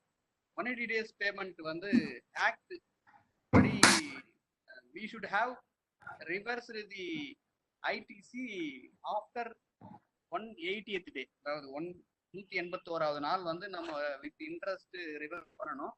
We can take it on the time of payment of the supplier. இப்படிதான் act இருக்குது. But we have not reversed. இன்னைக்கு date வரையும் நம்ம வந்து ரிவர்ஸ் பண்ணல. அப்படியே தான் கண்டினியூ. யாருமே அதை வந்து அக்ரி பண்றது இல்ல. இப்போ வந்து நான் இப்ப ரிவர்ஸ் பண்ற மாதிரி இருந்தா இப்ப பாத்தீங்கன்னா கிட்டத்தட்ட 1.5 years ஆயிடுச்சு. 2 years ஆயிடுச்சு. 1.5 years இன்ட்ரெஸ்ட் வருமா? இல்லைன்னா அந்த up to the date of payment to the supplier வரையும் இன்ட்ரெஸ்ட் வருமா? Yes sir. Let me clarify. மந்த்ல பேமெண்ட் பண்றேன், அது வரையும் இன்ட்ரெஸ்ட் 9 monthsக்கு இன்ட்ரெஸ்டா? இல்ல இன்னைக்கு டேட் எடுத்தீங்கன்னா ஒரு 1.5 years ஆயிடுச்சு, நான் ரிவர்ஸே பண்ணல சார். 1.5 years இன்ட்ரெஸ்ட் வரும். ஆக்சுவலா என்னைக்கு பேமெண்ட் பண்ணிருக்கீங்களோ சார் அன்னைக்கு வரைக்கும் இன்ட்ரெஸ்ட் வரும். என்னைக்கு பேமெண்ட், அதாவது நீங்க பேமெண்ட் பண்ணி முடிச்சிட்டீங்க, ஆனா கிரெடிட்டை ரிவர்ஸ் பண்ணல, ரைட்டா சார்? அதான் இந்த ரெண்டு ஆஸ்பெக்ட் சொல்லியிருக்கேன். பண்ணி முடிச்சிட்டீங்க, பட் பேமெண்ட் எப்ப பண்ணிருக்கீங்கன்னா ஒரு 1 இயர் கழிச்சு. Okay, 9th month. Hello, 9th month. So அப்ப 9th month பே பண்ணிருக்கீங்கன்னா டில் 9th month எப்ப இருந்து interest on such ITC shall be paid from the date ought to be reversed. என்னைக்கு நம்ம ரிவர்ஸ் பண்ணிருக்கணும், அன்னைக்கு டேட்ல இருந்து என்னைக்கு நம்ம பேமெண்ட் பண்றோமோ அன்னைக்கு டேட் வரைக்கும் இன்ட்ரெஸ்ட் கட்டணும் சார். சரியா? சப்போஸ் நீங்க பேமெண்ட் இப்ப வரைக்கும் பண்ணல, இப்ப கிரெடிட்டை ரிவர்ஸ் பண்றீங்க அப்படின்னா என்னைக்கு கிரெடிட்டை ரிவர்ஸ் பண்றீங்களோ அன்னைக்கு வரைக்கும் பண்ணணும் சார். Yes sir. இன்னொரு டவுட் இதுல என்கிட்ட சார், இப்போ ரிவர்ஸ் என்கிட்ட இன்னும் கிரெடிட்ஸ் நிறைய இருக்கு சார், அன்யூட்டிலைஸ்டு கிரெடிட்ஸ் இருக்குது. Even if I have reverse this at that time self on 9th month credits இருக்கிறப்போ நான் வந்து இன்ட்ரெஸ்ட் சார்ஜ் ஆகுமா? அன்யூட்டிலைஸ்டு ஐடிசி 50 சப்செக்ஷன் 1 அமெண்ட்மெண்ட் இதுக்கு அப்ளை ஆகல. ஆனா லாஜிக்கலா அவங்க சொல்றது, அவங்க எதுக்காக வந்து அந்த அமெண்ட்மெண்ட்டை கொண்டு வந்தாங்க, அவங்களுக்கு லாஸ் ஆகிற பட்சத்துல நம்ம இன்ட்ரெஸ்ட் கட்டணும். கரெக்டா சார்? சோ கேஷ் லெட்ஜர் வழியா நான் கவர்மெண்ட்டுக்கு டாக்ஸ் போகுதுன்னு அர்த்தம். அதனாலதான் அதை அவங்க கொண்டு வர்றாங்க. சோ அப்படிங்கிறப்ப என்னோட ஒப்பீனியன்ல very much we can apply the same logic for this case also. Excess credit இருக்கிற பட்சத்துல we can very much argue with the department, litigate with the department that the same proposition holds good here also. ஏன்னா எப்பயுமே இருக்கு, நான் இப்ப reverse பண்றேன், நீங்க சொல்ற மாதிரி நான் ரிவர்ஸ் பண்றேன், பேமெண்ட் பண்ணாம இருக்கப்ப வராதுங்கிறத நம்ம தாராளமா we can put forth that plea. But then it is not a straight jacket formula. 1 + 1 = 2ங்கிற provision கிடையாது. We'll have to litigate and win. So that is what the opinions, right sir? The point the third question sir, whether it has any effect yes, on sir. refund avail ல வந்து இது ஏதாவது issues? ஏன்னா refund நான் வந்து ரீஃபண்ட பொறுத்த இன்னொரு மந்த்ல 9 இப்ப நீங்க போய் நான் ரீஃபண்ட் கிளைம் பண்ண முடியாது. பண்ண முடியும் சார். அதாவது நீங்க இப்ப 181st டே ரிவர்ஸ் பண்ணிடுறீங்க கிரெடிட்ட. அந்த 181st டே நீங்க ரிவர்ஸ் எந்த மாசம் ரிவர்ஸ் பண்றீங்களோ அந்த மாசம் ரீஃபண்ட் வாங்க மாட்டீங்க. கரெக்ட்டுங்களா? Law allows you to retake the credit, reavail the credit in the month of payment to the supplier. So இப்ப 12th மந்த்ல நீங்க பேமெண்ட் அப்படின்னா 12th மந்த் அப்ப இன்புட் டாக்ஸ் எடுத்துக்கலாம். நீங்க திரும்ப எடுத்துட்டு அதை வாங்கிக்கலாம் 12th data sir. But 12th month time முடிஞ்சு போச்சுன்னு வச்சுக்கோங்க, உங்களுக்கு அந்த 16/4 180 செப்டம்பர் டைம் முடிஞ்சு போச்சு சார், எடுக்கலாமா? தாராளமா எடுக்கலாம். This is an exception. This is an exception given in the act. The time limit of that September is not applicable for this 180 days credit. ரைட்டுங்களா சார்? சோ அதுக்கு உங்களுக்கு ரீஃபண்ட் வந்து வேஸ்டா போகாது. எந்த மாசம் நீங்க சப்ளையருக்கு பேமெண்ட் பண்றீங்களோ அந்த மாசம் நீங்க கிரெடிட் எடுத்துக்கலாம். ஓகேவா sir? Right sir, clarified sir. Members இது வேற ஏதாவது क्वेश्चंस இருந்தா கேட்கலாம் இந்த சப்ஜெக்ட்ல. மெம்பர்ஸ் இந்த டாபிக் வரையும் क्वेश्चंस இருந்தா கேட்கலாம். Yes sir. சோ ஃபார் எது क्वेश्चंस இருந்தா கிளாரிஃபை பண்ணிக்கலாம் sir. Yes sir. Can we continue sir? Yes sir, please. So இப்ப நெக்ஸ்ட் வந்து காம்போசிட் சப்ளை, இஷ்யூஸ் இன் காம்போசிட் சப்ளை. நான் அது போறதுக்கு முன்னாடி ஆக்சுவலா இன்னொரு இஷ்யூ போட்டிருந்தேன் சார், அது 9C ஓடது. குவிக்கா ஒரு 2 மினிட்ஸ்ல நான் ஸ்லைடுல கொண்டு வரல. ஆக்சுவலா இதுக்கு அடுத்த ஸ்லைடா அதை கொண்டு வரணும்னு நினைச்சேன், நான் காம்போசிட் சப்ளை போயிட்டேன். அந்த ஒரு பாயிண்ட்டை நான் வேகமா சொல்லிட்டு திரும்ப காம்போசிட் சப்ளை வந்துடுறேன் சார். Let me share Tally screen to the members.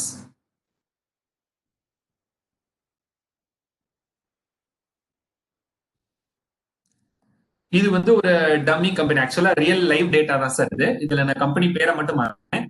இந்த இன்புட் நான் என்ன பண்ணிருக்கேன்னு பாத்தீங்கன்னா சார், இதுல இன்புட் அக்கௌண்ட் ஒரு கிளையண்டோட இன்புட் அக்கௌண்ட்ல சிஜிஎஸ்டி இன்புட் அக்கௌண்டோட எக்ஸ்ட்ராக்ட் எடுத்திருக்கேன் sir.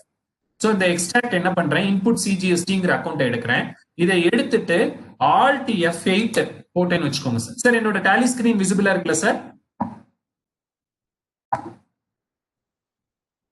Sir, my tally screen is visible, right?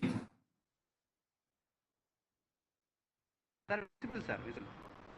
Yes, okay. So, Alt F8 போட்டேன்னு வச்சுக்கோங்களேன் சார். இது வந்து காலம்னார் ஃபார்ம்ல இது கேட்கறது சார். ஸோ காலம்னார் ஃபார்ம்ல நான் கேட்கிறப்ப இதுல எனக்கு என்னென்னலாம் அந்த காலத்துல வேணும், அபார்ட் ஃப்ரம் அந்த லெஜர்ல உள்ள காலம் போக எது தேவையோ நான் கொடுத்துக்கிறேன். ஆக்சுவலா இதுல உள்ளது அப்படியே நம்ம எஸ் கொடுத்துட்டு கண்ட்ரோல் ஏ கொடுத்தோம் அப்படின்னா இது காலம்னார் ஃபார்முக்கு மாறிடுது சார். இப்ப இந்த ரிப்போர்ட்ல நம்ம என்ன தெரிஞ்சுக்கலாம், இப்ப சில கிளைண்ட்ஸ் வந்து டேலி மூலமாவே 3B ஃபைல் பண்றாங்க அப்படின்னா அவங்க 3B எடுத்த இன்புட் டாக்ஸ் கிரெடிட் எல்லாத்துக்குமே பிரேக்கப் இருக்க போது. அதுல ஒன் திங் என்ன பாத்துக்கணும்னா, நம்ம 3Bயோட அந்த ஆட்டோ பாப்புலேட்டட் சம்மரி 12 மந்த்ஸோட 3B சம்மரியை நம்ம போர்ட்டல்ல இருந்து எடுக்கிற பட்சத்துல அதுவும் டேலியில இருக்கக்கூடிய 3B சம்மரி படி இருக்கக்கூடிய இன்புட் டாக்ஸ் கிரெடிட்டும் மேட்ச் ஆகுது அப்படிங்கிறப்ப அவங்க டேலி படி பண்ணதெல்லாம் கரெக்ட்னு எடுத்துட்டு நம்ம இன்புட் டாக்ஸ் நம்மளோட 9C பர்பஸ்க்கு அவங்க எலிஜிபிள் இன்புட் டாக்ஸ் தான் எடுத்திருக்காங்களாங்கிற வெரிஃபிகேஷனுக்கு டேலியே ரிப்போர்ட்டை கொடுத்துற போது நமக்கு பிரச்சனை இல்லை. பட் சில கிளைண்ட்ஸ் வந்து டேலி ஒரு லாங்குவேஜ் பேசிட்டு இருக்கோம், இங்க 3B ஒரு லாங்குவேஜ் பேசிட்டு இருக்குங்கிறப்ப நம்ம 3Bயோட இன்புட் டாக்ஸ் லெட்ஜரை வச்சுதான் பேஸ் பண்ணி நம்ம காரலேட் பண்ணுவோம். சரியா சார்? சோ அப்ப நம்ம அந்த இன்புட் அக்கௌண்ட்டை இந்த காலம்னார் ஃபார்ம்ல நம்ம போட்டுட்டோம் அப்படின்னா, நான் சொன்ன மாதிரி ஆல்ட் F8 போட்டோம்னா அந்த லெட்ஜர்ல உள்ள காலம் எல்லாம் இந்த மாதிரி வந்துருது சார், இன்புட் அக்கௌண்ட். சோ இதுல பர்டிகுலர்ஸ் என்ன இருக்கு, வவுச்சர் நம்பர் 8, அதுக்கு கனெக்டட் அத்தனை லெட்ஜரும் இங்க வந்துருது சார். இதோட கனெக்டட் இங்க 18% GST purchase, input GST, electrical maintenance, எந்தெந்த எக்ஸ்பென்ஸ் லெட்ஜர் அசட் லெட்ஜருக்கெல்லாம் அவங்க இன்புட் எடுத்திருக்காங்களோ அத்தனையும் இங்க வந்துருது sir. GST advertisement expense, packing material, machinery maintenance, accessories, postage, printing, இது அப்படியே நம்ம எக்ஸெல்க்கு எக்ஸ்போர்ட் பண்ணிட்டோம் அப்படின்னு பாத்தீங்கன்னா இந்த ஃபார்மேட் தான் sir. when you see this, I am sharing this Excel போட்டுட்டோம் அப்படின்னா எக்ஸெல்ல போட்டுட்டு what we can do is நம்மோட இன்புட் அக்கௌண்ட்டை மட்டும் மேக்சிமம் எந்த லெட்ஜர்ல எடுத்திருக்கோம்னு சொல்லி இந்த மேட்ச் ஃபங்க்ஷன், இண்டெக்ஸ் ஃபங்க்ஷன், இந்த ஃபங்க்ஷனை யூஸ் பண்ணி எதுக்கெல்லாம் இன்புட் டாக்ஸ் எடுத்திருக்காங்கிறத மட்டும் நம்ம காலம்னார்ல போட்டு ஒரு பைவட் டேபிள் போட்டுட்டோம்னா எந்தெந்த லெட்ஜர் ஹெட்டுக்கு இன்புட் டாக்ஸ் எடுத்திருக்காங்கன்னு நமக்கு தெரிஞ்சிடும் சார். சோ அந்த இன்புட் டாக்ஸ்ல இன்எலிஜிபிள் நம்ம 17(5) வரக்கூடிய மோட்டார் காருக்கு எடுத்திருக்காங்களா, பிசினஸ் ப்ரமோஷன், சேல்ஸ் ப்ரமோஷன் எக்ஸ்பென்சஸ்க்கு எடுத்திருந்தாங்கன்னா அந்த சேல்ஸ் ப்ரமோஷன் எக்ஸ்பென்சஸ்ல கேலண்டர் கொடுத்தது, டைரி கொடுத்தது, கோல்டு காயின் கொடுத்தது, இதெல்லாம் உள்ள வந்திருக்கா, சோ இதுக்கெல்லாம் இன்புட் டாக்ஸ் எடுத்திருக்காங்களா அப்படிங்கறத நம்ம வெரிஃபை பண்ணி ரொம்ப ஏன்னா நம்ம உட்காந்து ஃபுல்லா 100% வவுச்சிங் பண்ணிட்டு இருக்கிறதுக்கு லாஸ்ட் நைட்ல அவங்க டேலியை கொடுத்துட்டு இருக்காங்க அப்படின்னா இந்த மாதிரி ஒரு அனாலிட்டிக்கல் ப்ரொசீஜர் பண்ணி நம்ம நிறைய 17(5)க்கு ரிப்போர்ட் பண்றதுக்கு நிறைய பாயிண்ட்ஸ் எடுத்துடலாம் சார். சோ அந்த ஒரு பாயிண்ட் நான் ஷேர் பண்ணணும்னு நினைச்சேன். So that is very important. Those claims are using Tally, using their input ledger account using alt F8 option, we can very much verify all the ledger heads, whether the ledger heads is eligible or ineligible input tax எடுத்திருக்காங்கங்கறத நம்ம verify பண்ணிக்கலாம். So that's what I wanted to share. So coming to composite supply and mixed supply, இதுல நான் ஒரு 4 issue போட்டிருக்கேன் sir. So considering the next 15 minutes time, நான் important points நான் இதுல discuss பண்ணிடுறேன். We'll go for question answer session sir. So இப்ப composite supply பொறுத்தளவுக்கு first hotel example எடுத்திருக்கேன் sir. A hotel is providing accommodation service, runs a restaurant and a separate bar. Following types of supplies are made. Food is service to outsider as well as in-room service.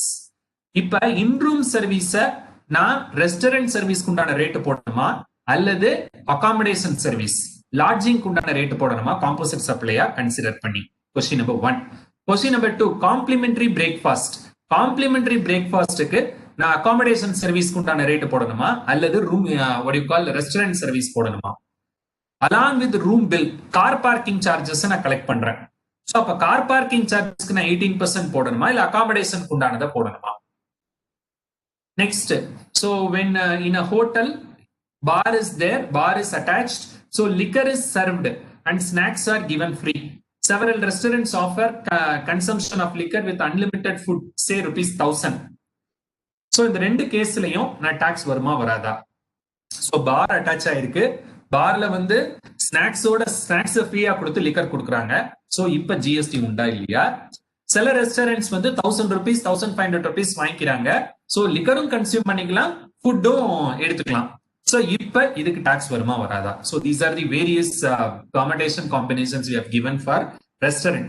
So அதுக்கு முன்னாடி composite சப்ளைய நம்ம analyse பண்றோம் அப்படின்னு பாத்தீங்கன்னா சார், definition of composite supply restaurant எக்ஸாம்பிளுக்காக கொடுத்திருக்கேன் சார். பட் நம்ம ரியல் லைஃப்ல ஒவ்வொரு கிளைண்ட்டுக்கும் 2-3 சப்ளையை சேர்த்து கொடுக்கறப்ப என்னென்ன ஆஸ்பெக்டா பார்க்கணும் அப்படின்னு பாத்தீங்கன்னா இந்த டெஃபினிஷன் ரொம்ப ரொம்ப முக்கியம் sir. What is composite supply? It means a supply made by a taxable person. to a recipient consisting of 2 or more taxable supplies. இந்த இடத்துல exempted supplies சேர்த்து கொடுத்தா வருமா வராதாங்கிற டவுட் வருது. Or any combination thereof which are naturally bundled and supplied in conjunction with each other in the ordinary course of the business, one of which is a principal supply. So இந்த definition analyze பண்ணனும்னா sir 2-3 சப்ளையை சேர்த்து கொடுக்கணும். Condition number 1 சேர்த்து in conjunction with it must be naturally bundled in the course of business, in the ordinary course of businessல naturally bundled இருக்கணும். இந்த 2-3 சப்ளைல ஒரு supply கம்பல்சரியா principal சப்ளையா இருக்கும். சோ இந்த கண்டிஷனை சாட்டிஸ்ஃபை பண்ணாதான் அது காம்போசிட் சப்ளை. சரி சார், டாக்ஸபிள் சப்ளைனா என்ன டெஃபினிஷன் கொடுத்திருக்காங்க, லெவியபிள் டு டாக்ஸ் கொடுத்திருக்காங்க. Will analyse sir. நேச்சுரலி பண்டில்டுனா என்ன சார் அர்த்தம்? அப்ப நான் எப்படி இது காம்போசிட்டா மிக்சடான்னு கண்டுபிடிக்கிறது? அடுத்தது principal supply. What is principal supply? என்னோட பிரிடாமினன்ட் இன்டென்ஷன் என்ன? அந்த 3 சப்ளைல எந்த சப்ளைக்காக நான் போறேன், அதுதான் பிரின்சிபல் சப்ளை. சோ இதை சாட்டிஸ்ஃபை பண்ணா composite supply. Once composite supply இருந்தா பிரின்சிபல் சப்ளைக்கு என்ன ரேட் ஆஃப் டாக்ஸோ அதை அடாப்ட் பண்ணுங்கன்னு சொல்றாங்க. Mixed supply. மிக்சட் சப்ளை பொறுத்தவரைக்கும் என்ன சொல்றாங்க சார்? இங்க அவங்க சொல்ற மாதிரி ஆர்டினரி கோர்ஸ் ஆஃப் பிசினஸ் எல்லாம் சொல்லல. அதே போல என்ன சொல்லல சார், கம்பல்சரியா பிரின்சிபல் சப்ளை எல்லாம் ஒண்ணுமே சொல்லல. இங்க இருக்கிறது ரொம்ப முக்கியமான விஷயம், single price. It must be 2 or more individual supplies of goods or services made in conjunction with each other by a taxable person for a single price. So இந்த ரெண்டு சப்ளையும் நம்ம கம்பேர் பண்ணோம்னா மிக்சட் சப்ளைல இந்த பாயிண்ட் எல்லாம் இருக்காது sir. Taxable சப்ளைங்கிற வார்த்தை இருக்காது, principal supply இருக்காது, நேச்சுரலி பண்டில் இருக்காது, இந்த ஆர்டினரி கோர்ஸ் ஆஃப் பிசினஸ் இருக்காது. அதே மாதிரி காம்போசிட் சப்ளைல இந்த பர்டிகுலர் ஆஸ்பெக்ட் இல்ல. மிக்சட் சப்ளைல சிங்கிள் பிரைஸ் இருக்கு, ஆனா காம்போசிட் சப்ளைல இல்ல. இந்த ரெண்டுமே 2 டெஃபினிஷன்ல இருக்கு. இன் கன்ஜங்ஷன் வித் ஈச் அதர். 2-3 சப்ளையை கம்பல்சரியா கொடுக்கணும். 2 மோர் தேன் 1 சப்ளை இருந்தா தான் காம்போசிட் சப்ளை மிக்சட் சப்ளைங்கிற கான்செப்டே வரும், இல்லாட்டி வராது. Supplies made by a taxable person.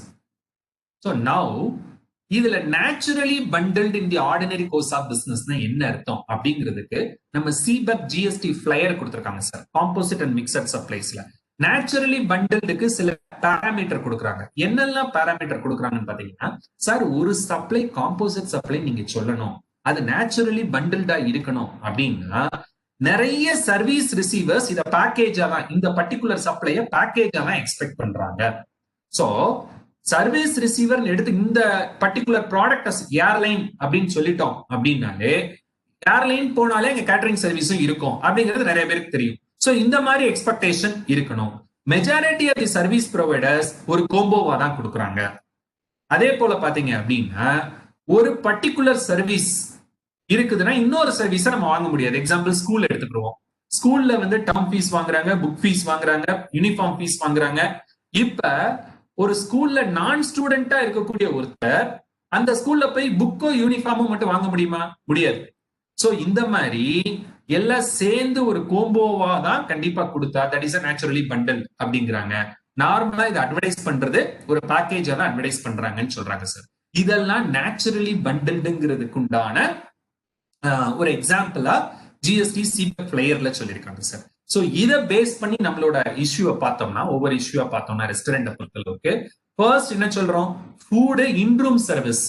இன்ரூம் service பொறுத்தளவுக்கு கெஸ்ட் ஆனவங்க இந்த ஹோட்டல்ல தான் சாப்பிடணும்னு அவசியம் இல்லை. This is entirely different from complimentary breakfast. Complimentary breakfast கொடுத்துட்டாங்கன்னா உங்களுக்கு விருப்பம் இருக்கோ இல்லையோ அந்த கூப்பனை வாங்கித்தான் ஆகணும். நீங்க சாப்பிடாம வேணா போய்க்கலாம். ஆனா இன்வேரியபிளி எல்லா கெஸ்ட்டுக்கும் காம்ப்ளிமெண்டரி பிரேக்ஃபாஸ்ட் கொடுக்குறாங்க. சோ காம்ப்ளிமெண்டரி பிரேக்ஃபாஸ்ட் சாப்பிடுறதுக்காக நான் ஹோட்டலுக்கு போல, அந்த ஹோட்டல்ல போய் தங்குறது, லாட்ஜிங் தான் என்னோட பிரிடாமினன்ட் இன்டென்ஷன். அப்ப காம்ப்ளிமெண்டரி பிரேக்ஃபாஸ்ட் கொடுக்கறப்ப that is a composite supply. Principal supply is the accommodation service. Accommodation சர்வீஸ்க்கு என்ன ரேட் ஆஃப் டாக்ஸ் வருமோ அதுதான் மொத்தமா போடுவேன். இந்த காம்ப்ளிமெண்டரி பிரேக்ஃபாஸ்ட்ங்கிறதுனால ரெஸ்டாரண்ட் சர்வீஸ் நான் கிளாசிஃபை பண்ண மாட்டேன். பட் இன்ரூம் சர்வீஸ் பொறுத்தளவுக்கு it is purely optional. Guest விருப்பப்பட்டா உள்ள சாப்பிடலாம், இல்ல வெளியில உள்ள ஹோட்டல்ல போய் சாப்பிட்டுக்கலாம். சோ இந்த இடத்துல பிரின்சிபல் சப்ளை நம்ம இன்ரூம் சர்வீஸ அகாமடேஷனோட பிரிக்க முடியாது. சோ இன்ரூம் சர்வீஸ்ங்கிறது it is a restaurant service. The rate applicable for restaurant will be charged for in-room food service. அந்த ஃபுட்டுக்கு ரெஸ்டாரண்டா கன்சிடர் பண்ணி தான் சார்ஜ் பண்ணணும். நெக்ஸ்ட் பாத்தீங்கன்னா சார், இந்த கார் பார்க்கிங் சார்ஜ். கார் பார்க்கிங்க்கு சில ஹோட்டல்ஸ் வாங்குறாங்க. அப்ப கார் பார்க்கிங்க்கு தனி சப்ளையா போடணுமால? நான் என் காரை பார்க் பண்றதுக்காக நாங்க தங்க போகல, அங்க ஸ்டே பண்ண போனப்ப நான் காரை பார்க் பண்றேன். அப்ப என்னோட predominant intention staying.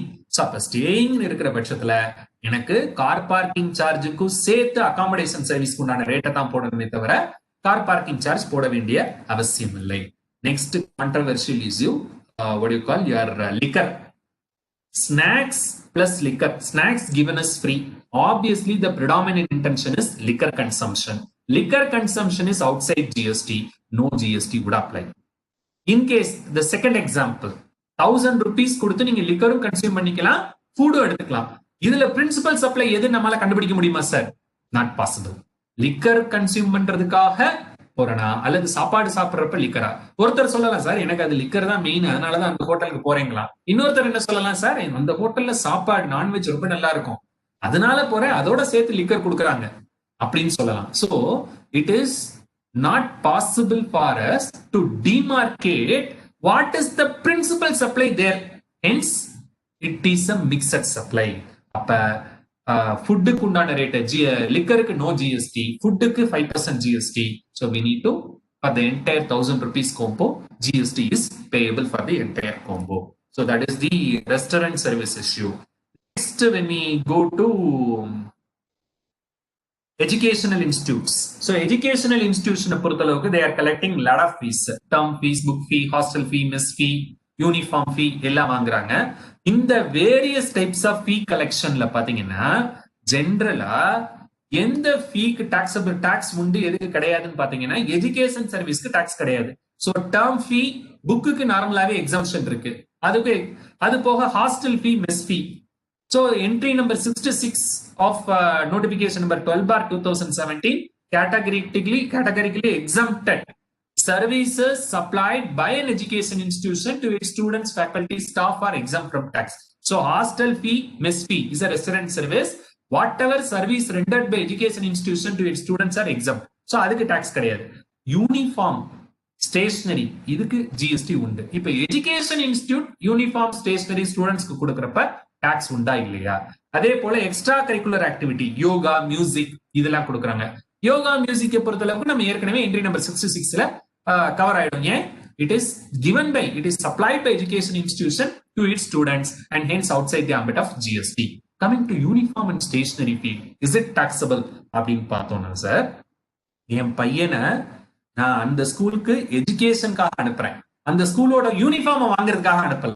என்னோட predominant intention education and not uniform and stationary.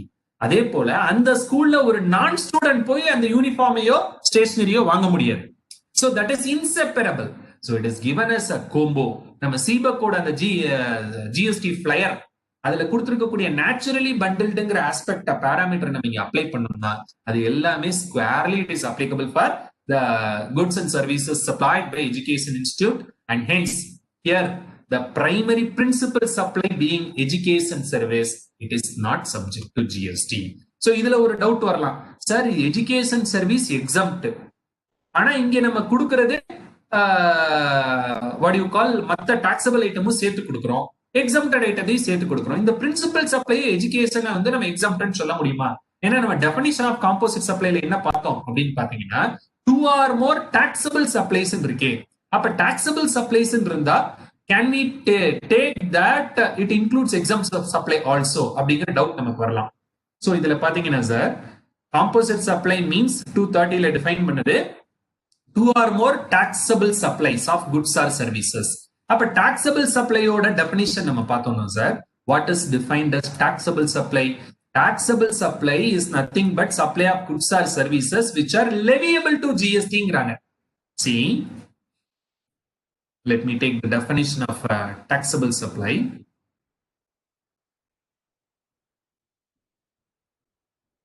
Taxable supply means, sorry,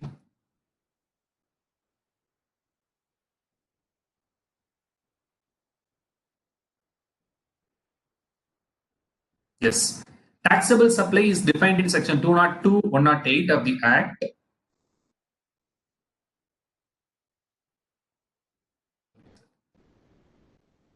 animation போடுறது சில டைம் நமக்கு ஆப்போசிட்டா ஆகுது.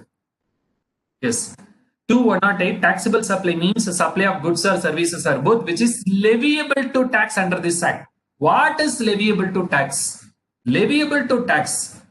Supreme Court, Honorable Supreme Court, in the case of Wallace Flour Mills and Company Limited versus Collector of Central Excise. Central Excise excisable goods ஒரு concept, exempted goods ஒரு concept. எக்ஸைசபிள் குட்ஸா இருந்தா தான் அதுக்கு சென்ட்ரல் எக்ஸைஸ் டியூட்டி வரும்.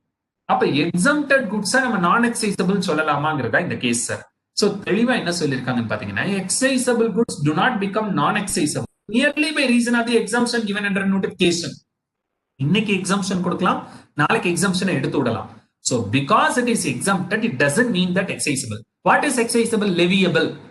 இப்ப what are the goods which are not leviable to tax in GST? Petrol, liquor, alcoholic liquor meant for human consumption. It is not leviable to tax. So those kinds will not be applicable. So here the taxable supply means only those supplies which are not leviable to tax. Even if a particular supply is exempt from GST, if that exempt supply becomes principal supply, it is not subject to GST is the discussion before us. And the last issue, shampoo, soap, air conditioner in a single pack, where a supplier supplies bottle of shampoo, conditioner and soap in a single container for a single price, would amount to composite supply or mixed supply. Is it possible to take a view as a composite supply since all these supplies are used for bathing purpose? இது எல்லாத்தையும் குளிக்கிறதுக்கு தான் use பண்றோம். இதோட ஷாம்பூட purpose, கண்டிஷனரோட purpose, சோப்போட purpose, இது எல்லாமே குளிக்கிறதுக்கு. Suppose எல்லாத்துக்கும் ஒவ்வொன்றுக்கும் வேற வேற ரேட்னு வச்சுக்கோங்க. இது எல்லாத்தையும் கோம்போவா கொடுக்குறாங்க. Does this amount to composite supply or mixed supply? நம்ம காம்போசிட் மிக்சட் சப்ளையோட டெஃபினிஷன்ல பாத்தீங்கன்னா சார், it is not a composite சப்ளைங்கிறாங்க. முதல்ல நீங்க ஒரு 2-3 சப்ளையை சேர்த்து கொடுக்குறப்ப அது காம்போசிட் சப்ளையான்னு செக் பண்ணுங்க. அது காம்போசிட் சப்ளைல வெளியில வந்துருச்சுன்னா அப்புறம் மிக்சட் சப்ளை டெஃபினிஷனுக்கு வாங்க. சோ 2-3 சப்ளை இருந்தா தான் காம்போசிட்டோ மிக்சட்கோ வருவோம். அப்படி 2-3 சப்ளை சேர்த்து கொடுக்குற பட்சத்துல காம்போசிட்டான்னு செக் பண்ணுங்க. If it is not covered in the definition of composite supply, come to mixed supply. Does it amount to mixed supply? அப்படிங்கறத பார்க்க சொல்றாங்க. So now that composite supply என்னெல்லாம் பார்த்தோம் சார், இது எல்லாமே taxable supplies. அடுத்து naturally bundled அப்படின்னு பார்த்தோம்னா சார், எல்லாமே குளிக்கிறதுக்கு இந்த ஆர்டினரி கோர்ஸ் ஆஃப் பிசினஸ் பண்றாங்கன்னா இதுல பிரின்சிபல் சப்ளை நம்மளால கண்டுபிடிக்க முடியுமா? What is the principal supply? Sir இது எல்லாமே குளிக்கிறதுக்கு தான் யூஸ் பண்றோம், பர்பஸ் குளிக்கிறதுக்கு. ஆனா இதுல பிரின்சிபல் சப்ளைங்கிறது எதை சொல்ல முடியும்? நம்ம ஷாம்புவை சொல்ல முடியுமா, கண்டிஷனரை சொல்ல முடியுமா, சோப்பு சொல்ல முடியுமா? இது மூணுல எதுவுமே பிரின்சிபல் சப்ளை கிடையாது. So when we are not able to identify a principal supply in a composite supply, then it becomes mixed supply. In case of mixed supply, the highest rate of tax will apply to entire combo. The particular aspect, it is clarified in circular number 92/11/2019 also. So if it says that it is to be treated as mixed supply, the highest rate to be applicable. So these are the points which I wanted to discuss with the members. So now the floor is open for questions. Thanks a lot for the fantastic opportunity. I have to thank you for the fantastic presentation of this topic, sir. Thank you, sir. Many issues. It's not a single issue. Many issues that are in all our minds so far. Critical issues. Really, these are critical. Thank you, sir. தெரியாது. நம்ம members ரொம்ப clarify ஆயிட்டாங்க. இதுல 2 இது add பண்றாங்க. இந்த suppliers payment above 180 days இருக்கு. அதை எப்படி ஐடென்டிஃபை பண்றதுன்னு சொல்லி அதுல இருந்து சரண்குமார் சார் ஒரு எக்ஸல் ஃபார்முலா கொடுத்திருக்காரு. ரொம்ப யூஸ்ஃபுல்லா. ஓ, இன்ட்ரஸ்ட்க்கு கொடுத்திருக்காரு சார், ஐடென்டிஃபிகேஷன் கொடுத்திருக்காரா? ரெண்டுமே இருக்கு. ஓ, ரெண்டுமே ஓகே. இருக்கு. ஜஸ்ட் டேலி டவுன்லோட் பண்ணீங்கன்னா போதும். அதே நீங்க பிக்கப் பண்ணிட்டு வந்துருங்க. It's not fantastic. அது மாதிரி இல்ல. ஜஸ்ட் டேலி லெட்டர் நீங்க டவுன்லோட் பண்ணனும், அவ்வளவுதான். இந்த இன்வாய்ஸ் வைஸ் அந்த மாதிரி எதுவுமே இல்ல. Just Tally letter that's awesome பண்ணீங்கன்னா அது கால்குலேட் பண்ணிட்டு உங்களுக்கு even it gives month wise also. நீங்க சொன்ன மெத்தட் தான். அப்படியே as it is 180 days reverse again recredit எடுத்து அந்த டிஃபரன்ஸ் பீரியடுக்கு மட்டும் இன்ட்ரெஸ்ட் கால்குலேட் பண்ணிருக்காங்க. எக்ஸலென்ட்டான ஐ வொர்க் பண்ணிட்டு ரொம்ப யூஸ்ஃபுல்லா இருக்கு. சூப்பர். நிறைய hours சொன்ன கண்டிப்பா. வீடியோ அது. 2 ஹவர்ஸும் அதுல ஒர்க் ஓ பண்ணுவோம். யூடியூப்ல இருக்கா சார்? ஆமா யூடியூப்ல இருக்கு சார். நம்ம குரூப்லயும் ஓ ஷேர் பண்ணிருக்கோம் ஒரு 1 மந்த் முன்னாடி. Super super. கண்டிப்பா அகைன் பாக்குறேன். உங்களுக்கு அது ஸ்பீக்கர் ஒரே ஒரு டவுட் சார் எனக்கு. அது எஸ் சார், எஸ் சார். இப்ப அதுல வந்து சார் ஒரு பர்டிகுலர் டேட்டுக்கு அவர் பாக்குறாரா? இப்ப சப்போஸ் நம்ம 365 டேஸ்ல சார், இப்ப நம்ம பார்த்தது வந்து இயர் எண்ட்ல மட்டும் பார்த்தோம்.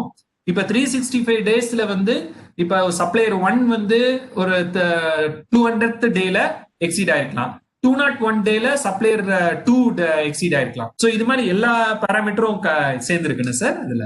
அதுல ஒண்ணே ஒண்ணு என்னன்னா சார், லெட்ஜரை டவுன்லோட் பண்ணணும். as oh if you have to download it from 2017. நீங்க ஓகே ஃபைன். 2017ல இருந்து டவுன்லோட் பண்ணீங்கன்னா உங்களுக்கு எவ்ரி மந்த் வைஸ் கால்குலேட் பண்ணி கொடுத்துரும். Super super. கரண்ட் இயரோட ஓப்பனிங் பேலன்ஸ் மட்டும் எடுத்துட்டு அதை ஒர்க் அவுட் பண்ண முடியாது. ஓ 2015ல இருந்து நீங்க ஒர்க் அவுட் பண்ணணும். இல்லைன்னா லாஸ்ட் இயர் வரை நீங்க தனியா ஒர்க்கிங் வச்சுக்கணும். அந்த ஓகே மாதிரி வச்சுக்கிட்டீங்கன்னா உங்களுக்கு வந்து ஃபேண்டாஸ்டிக். calculation வந்து நீங்க சொல்ற லிமிடேஷன் இருக்குது அதுல.